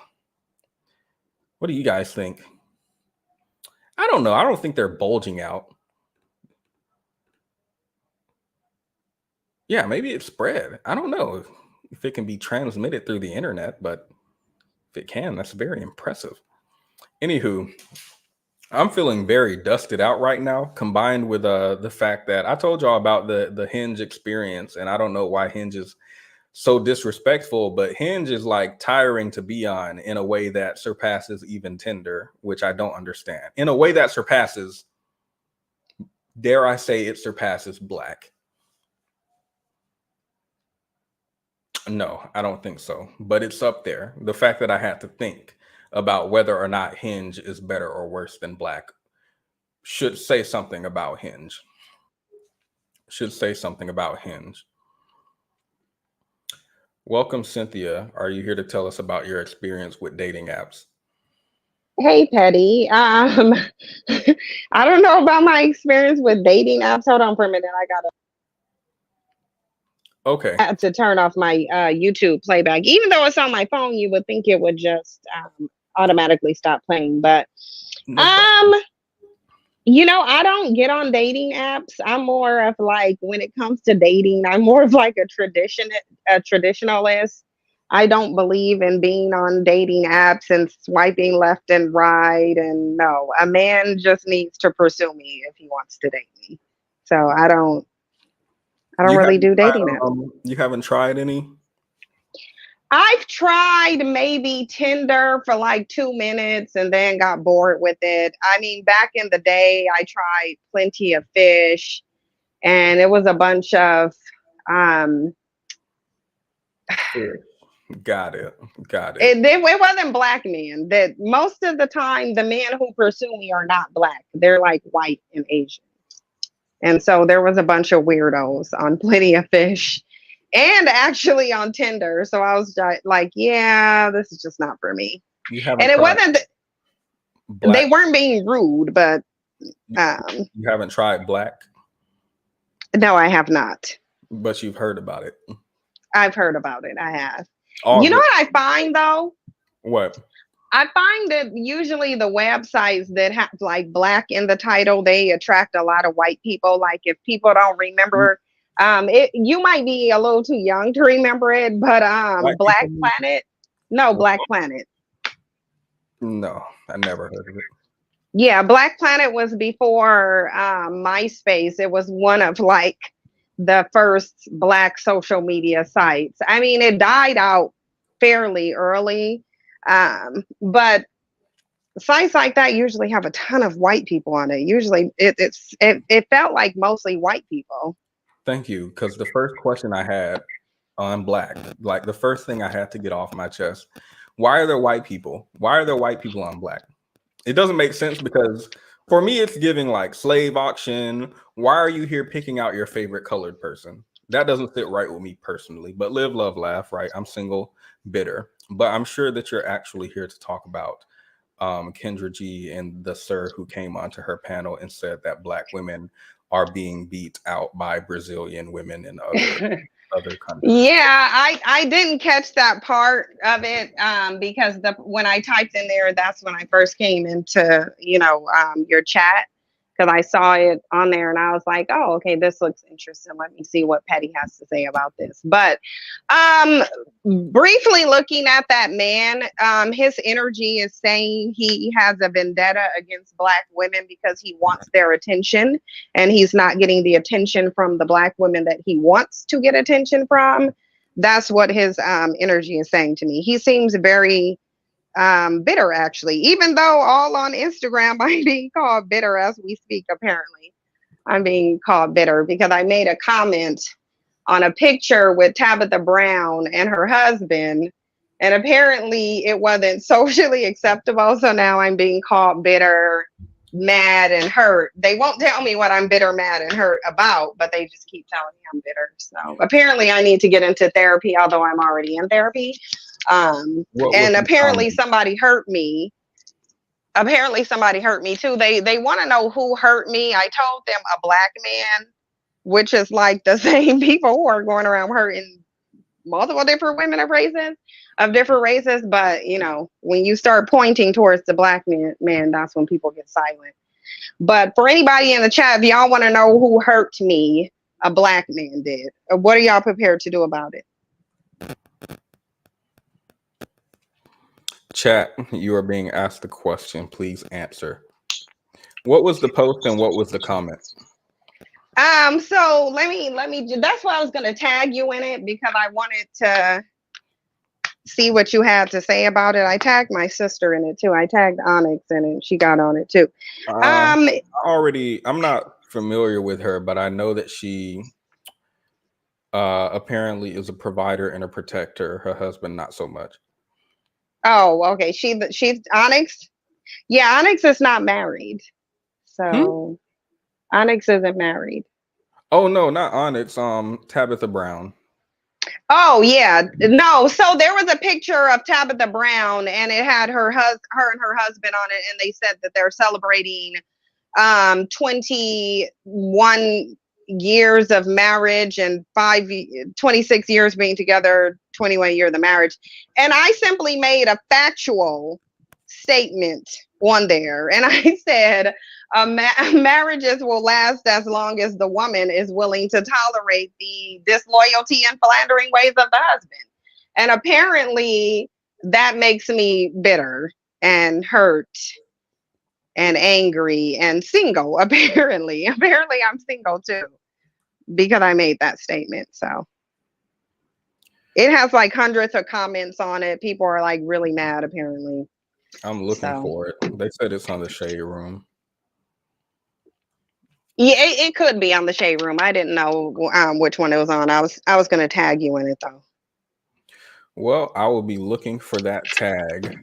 Any further comments on Kendra G and the gentleman? I actually do agree with you, by the way. I don't know if you heard me earlier, but I went into research regarding rejection in the male ego and why men, specifically what I was interested in and how come the interactions my friends would tell me about would be like they're at a gas station or a club or a gym or wherever they are, and a man will approach them and hit on them, and they'll not even like be rude or anything like that, but just be like, oh, I have a boyfriend, or thank you but no thank you, I'm not interested in dating. And the men would like either get violent verbally, usually verbally, but sometimes physically with them. And apparently there was research around this phenomenon where men who are rejected feel like it is a blow to their masculinity and they now have to prove something to the person who rejected them.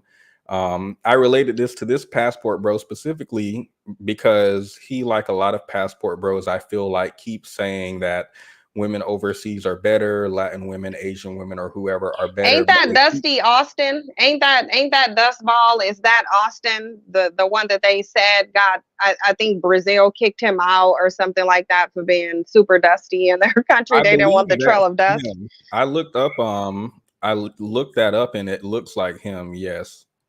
And he even said so on his own channel. Yeah, he went on Kendra G's. What I'm getting briefly off of his energy on there, because his energy kind of screams out a little bit. It doesn't scream out, but his energy talks very loudly.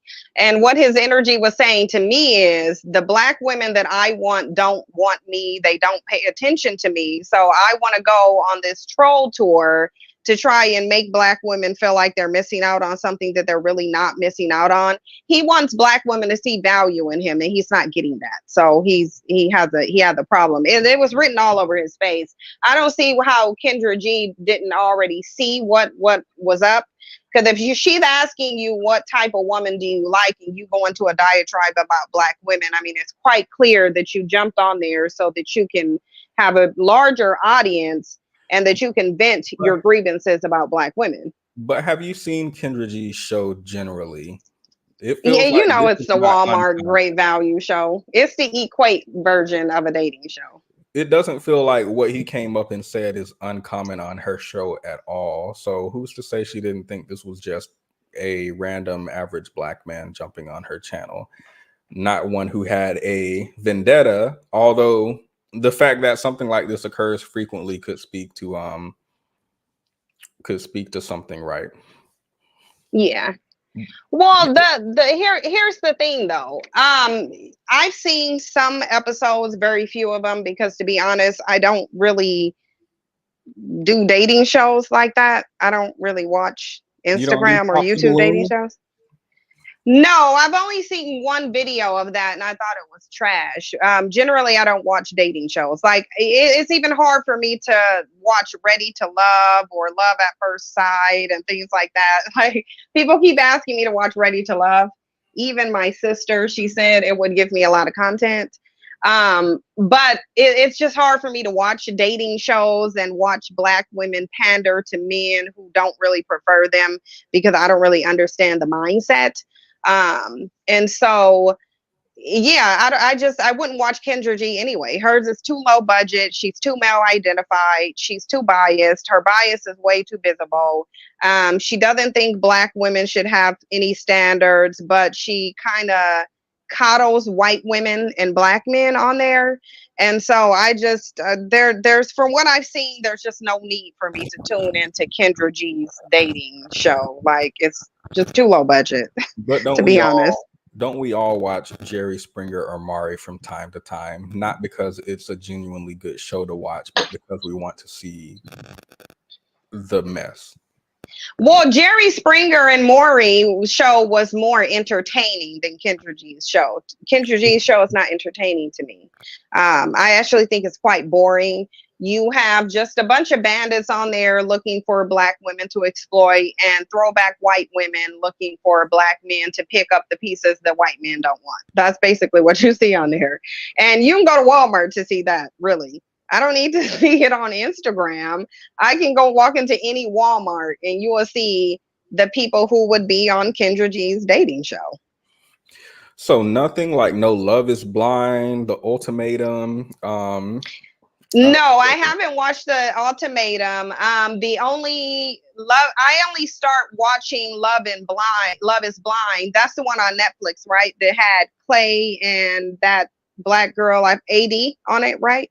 Yeah. That's Love is Blind, right? Yeah. I only started watching Love is Blind with that season. I didn't even watch the whole season. It was just a couple episodes that my sister wanted me to watch with her.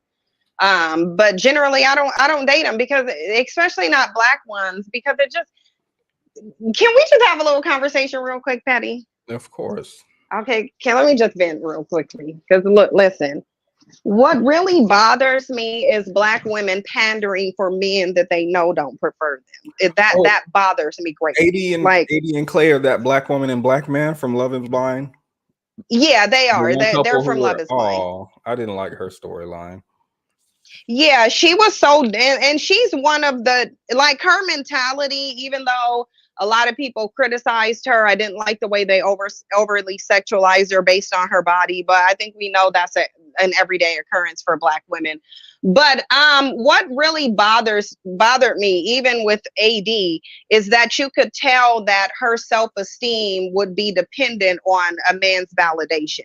Like, because she kept saying, this always happens to me. I always give so much, and this is what happens. So to me, she's just like a typical black woman that goes out of their way to try and earn the love of a black man. And I don't like seeing black women in that position, because I wish they could really, like, sometimes I wish black women could see, and I know there are some who can, I just wish black women could see it the way that I see it, to where it's like, okay, these men don't like you. They only express disdain for you. It seems as if their only goal is to exploit black women. There's no genuine love offer being made. It's all which black women are easier for me to exploit, use, and then discard. And so I don't like seeing black women pine and, fight to be in that position with black men. I don't like it. It's very exploitative. It's very one-sided. It's very nasty. And it's not doing anything except but making black men worse. And I just wish black women could understand the ways in which they make black men worse than they are, and continuing to put them on a pedestal and to chase after them and to act as if they're a prize when they're not. They're more like a punishment. But to act like they are a prize is literally just turning them into psychopaths. And I just wish black women would really understand that. And they don't. So that's one of the primary reasons I don't watch dating shows. But I also don't think women should compete for men. I think it is very masculine for a woman to chase after a man. I do think, even if I don't believe in gender roles, I do believe that it's natural for men to pursue women. If you look all throughout nature, you will see males competing for females. It's just not normal or natural to see black women just chasing after any man, really, but definitely not the men who have the least to offer them. And even if black men had more to offer black women, I don't believe that they would offer it to them anyway, because I don't think they really want to see black women in any elevated or uplifted position. And unfortunately, black women's low self-esteem won't allow them to see what they're actually doing. So it kind of just bothers me. But that was my little rant. It really was. So It bothers me. So would you say the reason you don't watch dating shows has to do with, I guess, the comments are kind of echoing this. There's a type of disrespect that you say women generally, but specifically Black women face when they're on these dating shows. Yeah, because before the black man sees a Black woman there, he's already let it be known that he prefers the opposite of a Black woman. Like on all of these shows, like even when the directors and producers come out and they talk about these shows, they're taken aback by the fact that 99%, it seems, of the Black men who even audition for the shows are right out the bat letting it be known that they want a white woman, but definitely anything that's not Black. And so like the foundation is already there before they even see a Black woman on the show. It's already there. They don't want her. And then you see the opposite from Black women. You just see Black women saying, oh, I just want a Black man, chocolate Black man, dark skin Black man. So it just bothers me, because it's like, how can you not see? Like, how can you live in this blindness that these males, by and large, really don't want you? We know there's some who do. We know, obviously, we're not talking about every last single Black man, but we know it's a significant portion of them. We know it's the majority. We know this is the cultural dynamic where you just sit up at the Black man and devalue the women who give you life, and we continue to do it. But let me take a U-turn away from that so we don't get there. But well, you're saying they're living in a type of blindness, but wouldn't it be true that love is blind? But also, no, love is not blind. But also, the type of disrespect that a Black woman in particular might face on a dating show, I don't disagree with you about. But isn't this a type of disrespect that's reflected across media generally? How would you consider? Yeah, and in reality, it's not just across media. It's literally the reality of the Black community. And I think that what clouds Black women's judgment is this immature teenage mentality that tells them that if Black men are willing to have sex with them and date them, then somehow that's equating into some kind of affection that he might have towards them. So I think there's a lot of things going on. I think Black women have a very immature mentality when it comes to the reality that dating and sex does not equal love. And I think that unfortunately, we are, as young Black girls, we are conditioned to see things this way, which makes us prey to these predators that we don't identify as predators. Even though they are raised literally to be predators, we don't see them accordingly. We see them as some men who are waiting to come and be a knight in shining armor, even though they're literally saying, no, I'm not going to provide anything to you. I'm going to cheat on you. I'm going to lie to you. This is my nature. I can't help but cheat, lie, and abuse you. And it's like, even when the reality is being put out there for them, it's like, too many Black women choose to live in a fantasy. They choose to live in the fantasy. And then it's like they don't want to get out of it. I don't get it sometimes. Like, because that's what's being displayed on that post about marriage. You know, I haven't even been following Tabitha Brown for that long, but in the little time that I've been paying attention to her, I've learned that her husband had a history of cheating on her. She's very insecure. She feels as though in order to keep her man faithful, she has to restrict him from other women that she deemed to be a threat to her, which is foolish that she thinks only single women will be a threat when married women and men cheat all the time. And they don't just cheat with single women, they cheat with other married people. There's actually an old documentary with a Black man talking about how he prefers to cheat with married women.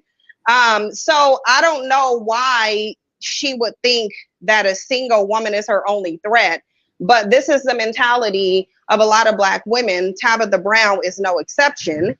So the fact that there will be hundreds of people making comments on my post saying, oh, well, you're bitter, oh, well, you're mad, oh, I bet you're single, who hurt you? You know, the tried and true but old and played out shaming tactics is weird to me, because anybody can just simply type in the marriage data. Anybody can type in the main reasons for divorces and you will see the cheating is at the top of them. Anyone can just research Black marriages specifically, and you will see how much Black women get cheated on in their marriages, how they have a higher STI rate among married women, how they're dealing with the most side babies and cheating. So to have so many women wrap themselves in a blanket of delusion when it comes to marriage it's sad to see, but it does let me know how this exploitative cycle between Black men and Black women, this one directional, mind you, just Black men exploiting Black women, it lets me see why that continues to happen. Because one group of people is not in reality. And that group of people are Black women who are choosing to ignore what's being told to them and shown to them and live in a fantasy, like literally in a fantasy. Like they're on there saying, everybody's man isn't cheating on them. So you think it's impossible for somebody to be loyal? No one said that. I'm saying Tabitha Brown's husband cheated on her and she chose to stay in the marriage. That's why they've been married for 21 years. It's like, I'm saying something very specific about one woman. Her man cheated on her. That's why she add to that. Not only did he cheat on her, but he also had women feeling emboldened enough to go sit on his lap while his wife is home. And she's over here checking his DMs and talking about she don't want him around single women. Clearly, she doesn't feel like he's loyal. You don't do that when you think that your man is loyal. Cynthia, don't worry. She says she checks his DMs and does not let him be friends with women that don't have a man. So right, because she don't trust her man. You don't think that's like going to save her though? No, I think that's what a woman does when she knows that her man cannot be trusted around other women.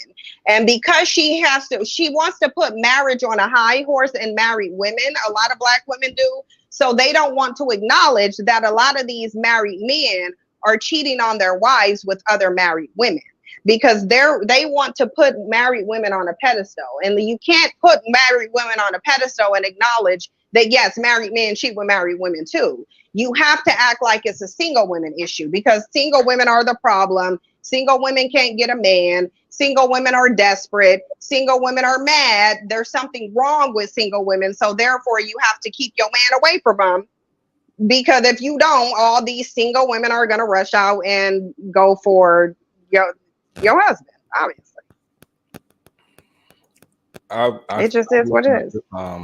I think this is the post. They're celebrating 26 years together. And the comments are they're vibing. The comments are vibing with it. So I don't see yours in particular, but this might not be the post that you're talking about.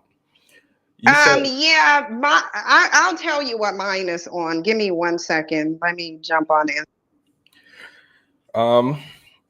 I also agree with not valuing marriage. You didn't say this verbatim, but I made a video about why marriage does not mean anything to me anymore, because I finally looked at the Popeyes parking lot marriage a little earlier this year. I finally looked at it and their story, and I read the article around it, which had all of the details, and I was very I mean, I live, laugh, love, right? I'm single and bitter, so I have no right to like police someone's love, right? So if you can be happy in the parking lot of Popeyes as long as you have a ring, then who am I to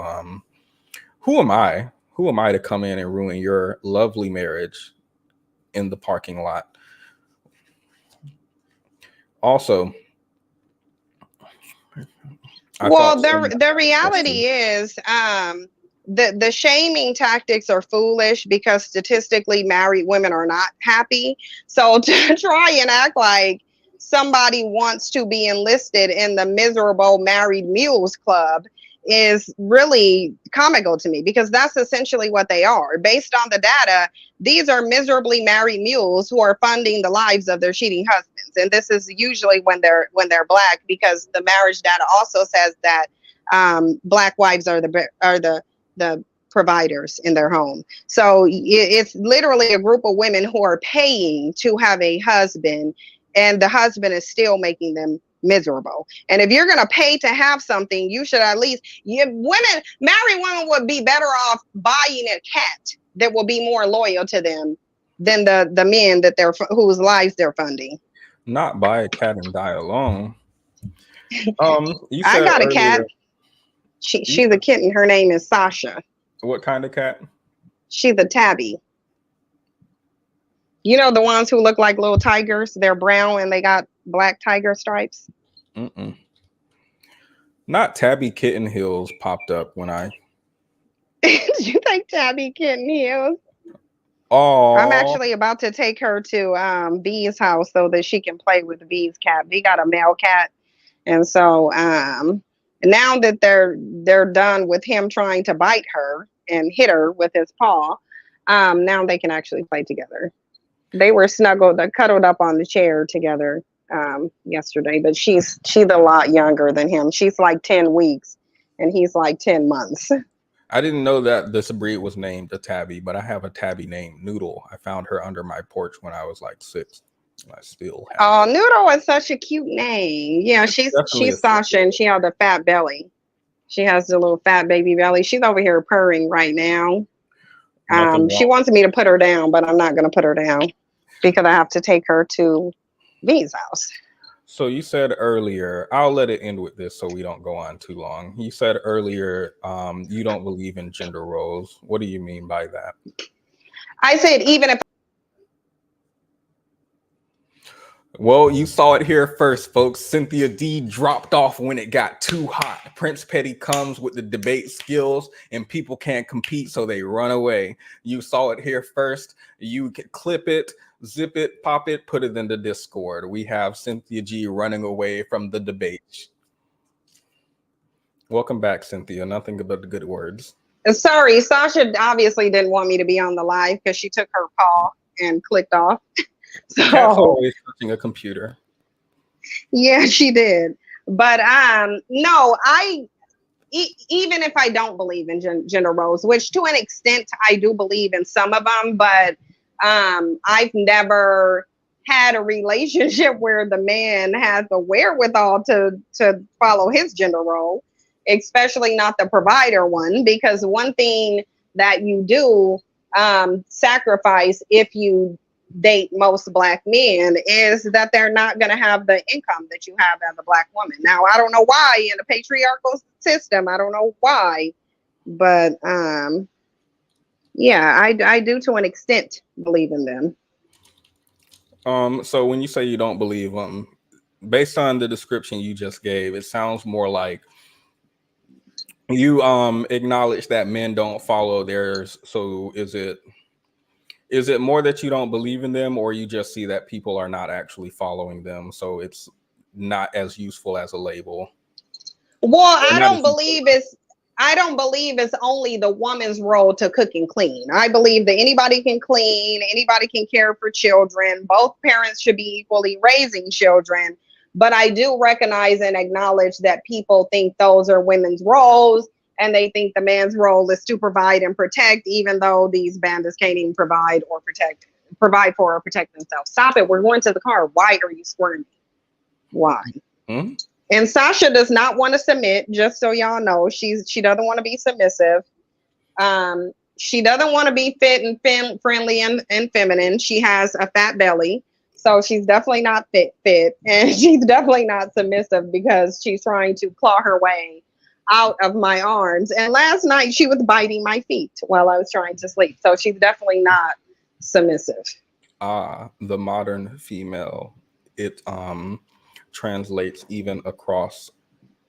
Sasha, you a modern cat or a kitten? She's a kitten, but no, she's a modern kitten, and she doesn't want to, not a kitten in heels, but a kitten nonetheless. And she definitely doesn't want to submit. She don't. Mm-hmm. She really what she wants is for me to put her down so she can go run and get under the bed. But I'm not even gonna give her the liberty of that because she want to go under the bed and sleep. That's what she does most of the day. I gotta put this food up. Would you consider it a red flag if a man did not believe in gender roles? Yeah, because of why he wouldn't believe in them. It's because of why he doesn't. It's not that he doesn't, it's the reason behind it. Come here. So like an amber flag. Like, what do you mean an amber flag? Like the yellow sign, like caution, not red. Hold on, let me put her in the car so she'll your realize groceries that away. she's staying in the car. You can get collected. You can get calm and collected and gathered. I will allow Okay, you 30 seconds. Yeah, I'm just gonna put her in the car while I put this food up, because then I have to leave because she's trying to jump out my arms. But I really do need to take her to my sister though. So that's the thing. And she just doesn't. What's the meal? She doesn't want to. What did you pick up? Is it food or is it groceries? It's groceries. I'm making stir fry. Stir fry what? I'm gonna make some stir fry. What's that? Shrimp? Steak? Ribeye. Ribeye, isn't it? I'm not like grown, so I don't. Is that like a fancy steak? Meat? It's steak with the bone in it. This is boneless, actually. Boneless. Yep. You don't think that's? No, because how are you gonna cut it up and make stir fry with it if it have a bone in it? So you don't eat the bone? No. No one eats the bone. Well, who does eat the bone? When you look into the benefits about eating bone, right? There's even research talking about bone marrow babies, right? And people without man having babies. I feel like we're not giving respect to what the benefits could be of actually eating the bone. So I'll just end there. I won't like. Well, I have another question, Petty. Have you ever seen any documentary where a human was being created from the rib of a man? I just want to know if you've ever. But it was other than the Bible. Right, no, other than the Bible. It was like in real life. So right, but in real life, have you ever seen anything where they demonstrated how a human, more specifically a human female, would have been created from the rib of a man? I think I watched a sci-fi movie and they used a rib to create like a clone, but it was more as like a symbol of Christianity more than it was like anything meaningful. So no, I'm not gonna say in the real world. No, I have not. Right, but it just wasn't any real life situation. Hold on for a second. I want to make sure this cat don't. I left the window partially. I don't want her to try to get out the window. I did watch a crackhead turn $5 into zero. That's exactly what she's trying to do. Do you know, hold on, she's literally climbing on top of the seat, trying to climb out the window. That I knew to come out here. I knew she would be trying to get out. Get in there. It's a kitten or a cat, like a grown? No, it's a kitten. No, she's like 10 weeks. She's trying to. Because I'm trying to envision like the seats. Because a cat for me is like really small. So is she like? Yeah, climbing? she's small. She's small, but she's trying to climb to the top of the seat so she can climb out the window. That's what she's doing. I find that to be very funny that she's doing that. She doesn't like being in the car, but she's about to be in it anyway. So now she only get a small amount of room, and she's just gonna cry. I know she'll just cry. Are the seats leather? Part of them are. Yeah, you know those seats that are part leather and then part clothy looking stuff, but not really cloth. No, my income bracket is too high for that. Only leather, real leather, no cloth. Okay, all right. So that's the low key way of saying I can't afford leather seats. That's not what I said. If that's what you interpreted, then I believe you're a smart woman and we can take your word. I mean, I slightly did. I just slightly took it a little bit that way, but so basically you've never seen a human be created from the rib of a man. Never in my life, no. Okay, yeah, so I haven't either, so I just don't understand why Black Christian women believe that. It's like I could see it being in the Bible, but I mean, if you haven't seen it happen, then why would you think that that's like you haven't seen anybody be created from the rib of a man? Yeah, no, that kitten is she is definitely trying to get out that car, and she's not going to though. She can't squeeze herself out of the window the way I put it in her. I need to go though because I'm running late actually, but Okay. Well, I won't hold she's not you. gonna get in. I'm sure you have stains to vacuum out of that cloth. I've never heard of it because leather, like the stain just slides off. You can really No. See, this is where you have cats twisted. Cats rarely will you see them go anywhere except in a litter box. They are very cats are like very clear that they want to go in a litter box and then they want to cover it up. Whatever it is, even if they pee in there, they will cover their stuff. So they're not about to. A cat is not about to just start peeing and doing number 2 in your car. They might if they get desperate, but cats don't really do that.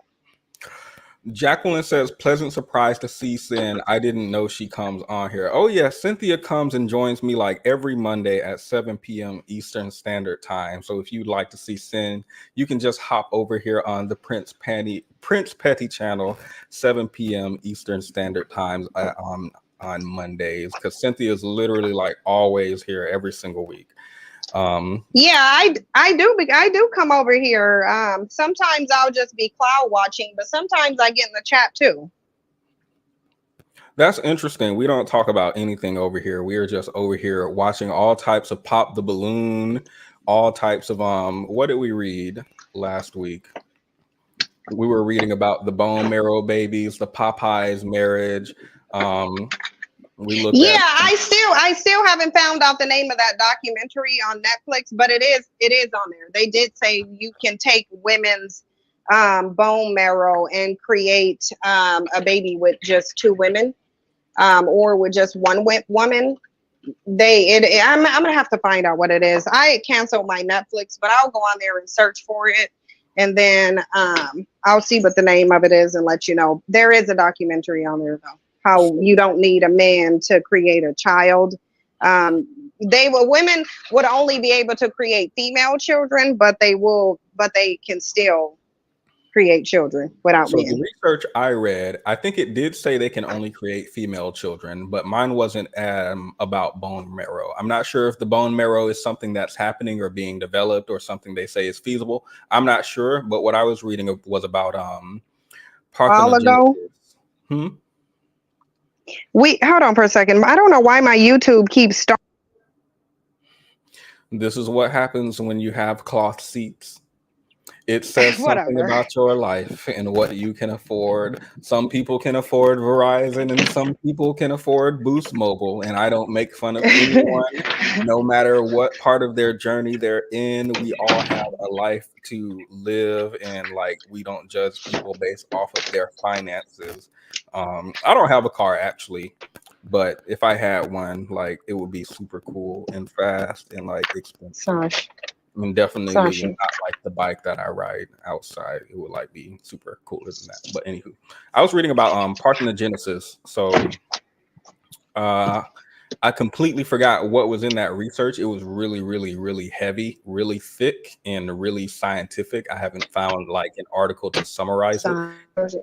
But it was talking about women getting pregnant just by getting pregnant as a phenomenon that's rare, without any input from any man, without being like sexual or anything like that, and without bone marrow. But it's apparently something that's occurs naturally in vertebrae, in vertebrae and in mammals, but less common in mammals. So that's what they're looking at. Some women who got pregnant and they were verified to not have had any sex at all ever.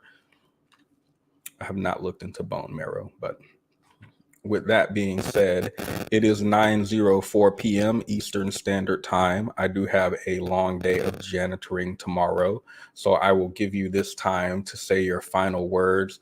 And also, Namasty says, what do you have against Tabitha Brown, Cynthia? Tabitha doesn't center her life around her marriage, but she does love her husband. Tabitha is so positive and sweet. I don't know why anyone wants Tabitha is fake. So Tabitha is fake. And if you can't see that she's fake, then that's just your limited ability. I don't care what Tabitha is doing. Her energy is very fake. I don't think she's authentic at all. But do I have a problem? I don't have anything against her. Like, y'all be attaching. I feel like a lot of these people are emotionally unhinged, because if you think that a person making a comment about some information that somebody disclosed mean that they have a vendetta against them, then you should be checking your emotional maturity level. Just because someone makes a comment about someone does not mean they have some kind of nefarious feelings for them. I don't have anything against Tabitha. Do I think she's authentic? No. Do I think she's insecure? Very. Do I think that the reason her relationship is being maintained because she's tolerating the infidelities of her husband? Yes. And she's spoken about these infidelities on her own channel. Like, I'm not the one who came out and said that a man was sitting on her, a woman was sitting on her husband's lap in the house while she was there. I'm not the one who disclosed that information. She did, and she disclosed it publicly. So if she disclosed it publicly, she clearly knew people were going to comment on it. Are they in an open relationship? No, they're not in an open relationship. Okay, continue, please. Yeah, but she disclosed that information that a woman sat on her husband's lap in the house while she was there, and she had to check him. Like, clearly this man isn't putting up boundaries. He's clearly not putting up boundaries. He's clearly giving the impression that he's single, or at the very least that he's willing to step out on his wife. Like, no woman should feel bold enough to sit on that man's lap, not because of his wife, but because he will not allow it. So if she felt bold enough to do that, it's because he's allowing it. So what are you talking about? I feel like these are, again, the delusion miserably married mules club, who want us to think that their marriages are something that they're not. We know y'all be lying. We know these men be cheating.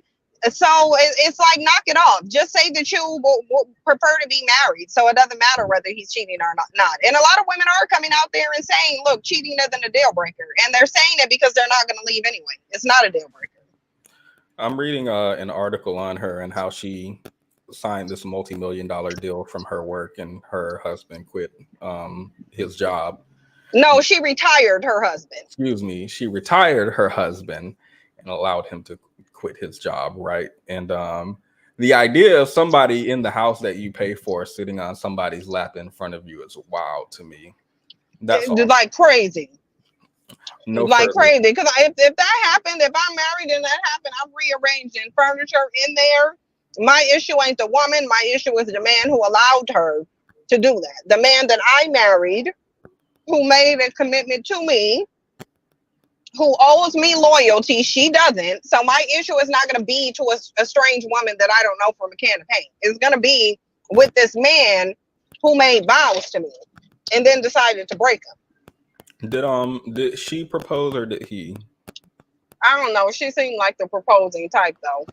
Are you smacking on something? I'm eating a sandwich. Okay, got it. A turkey sandwich slider. I'm starving. Like, so y'all gonna have to throw me a bone. I might be. I'm hungry. starving. I might be hungry because I can hear food right now, and I feel like that. Yeah, this is the first time I've eaten today. What kind of sandwich? A turkey sandwich. It's on one of those Hawaiian rolls. You know, it's on one of those, and I have some grapes in here too. Maybe I spoke about your finances too soon. I know the Hawaiian rolls are premium taste. Really? Not knock it off. Like, really? Bread. Oh, good. My nephew is out here. Okay, let me jump off because I'm gonna give the kitten to my nephew. Okay, have a good night. So he can watch it. Enjoy the turkey and Hawaiian roll. All right, thanks, Petty, for letting me come up. Of course. Have a good night. All right, next time, Petty, you have a good night too. Next Monday, 7 p.m. Eastern Standard Time. With that being said, thank you, everyone. Oh, actually, let's have a quick after show.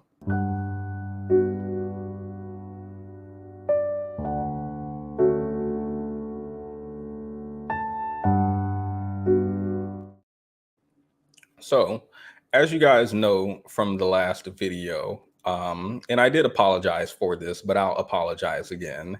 I had no ew. Sorry, I just pulled up my Instagram feed and somebody's toilet, they blew it up. Not with like dynamite, but with fecal. Anyway, this is like the first thing upon opening my Instagram. I was not expecting that. Sorry, that took me. Anywho, I did not have the memes last time.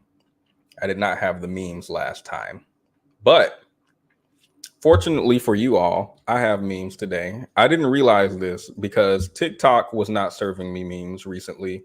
Instagram was not serving me memes recently, but Facebook Reels.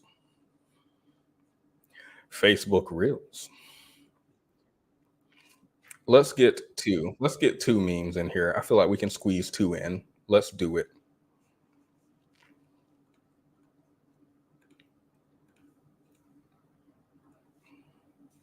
Is it recording? Yeah. Thanks, man.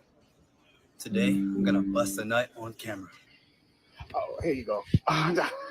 No. You don't want to record me? No. Okay. Is it recording? Yeah. Thanks, man. Today, I'm gonna bust a nut on camera. Oh, here you go. Huh? No. You don't want to record me? No. Okay. That's the only one I have. Oh no, I see a meme, but I can't show it on. I can't show it on here because it would be demonetized. So that's all we have. That's all I can show. I can't show the other one. I'll put it in the Discord real quick. Actually, it's not like that bad.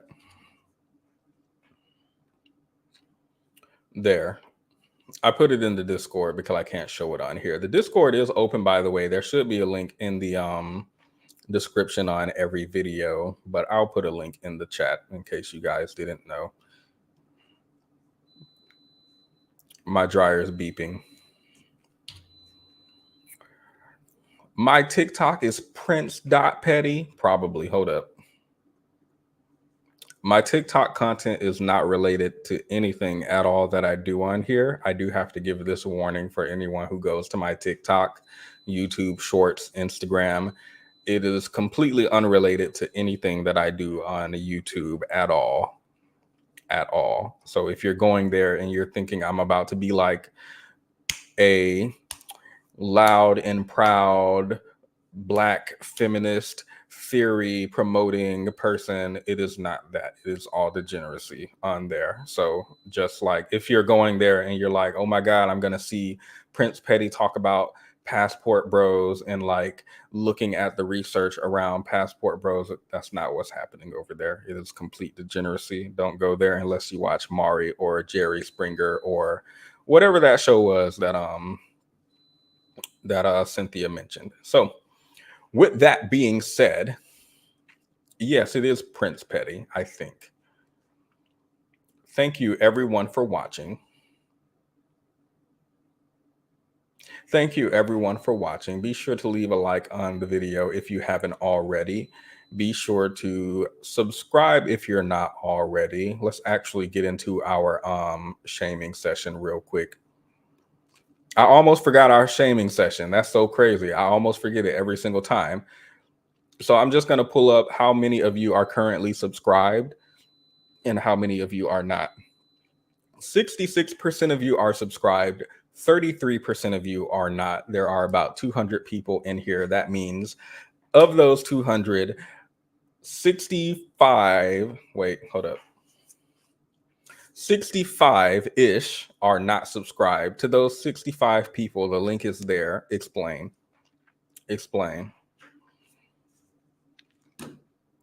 65 on the here currently in the chat, y'all. 65%. Excuse me, 33%, 65 people. The other 140 you're spared for today. 65 people.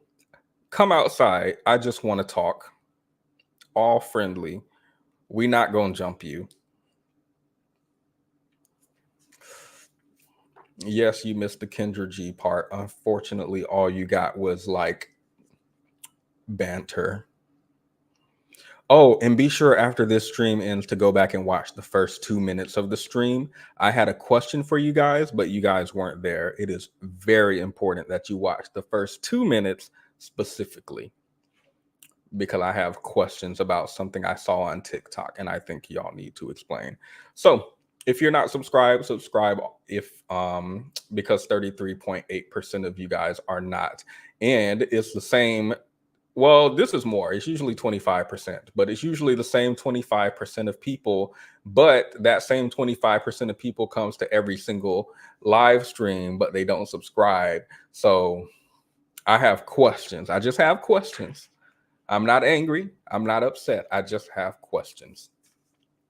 It's bears outside. Understandable. Maybe you would have subscribed to the bear. You actually don't have to comment further. With that being said, guys, have a good night. I will see you next Monday at 7 p.m. Eastern Standard Time.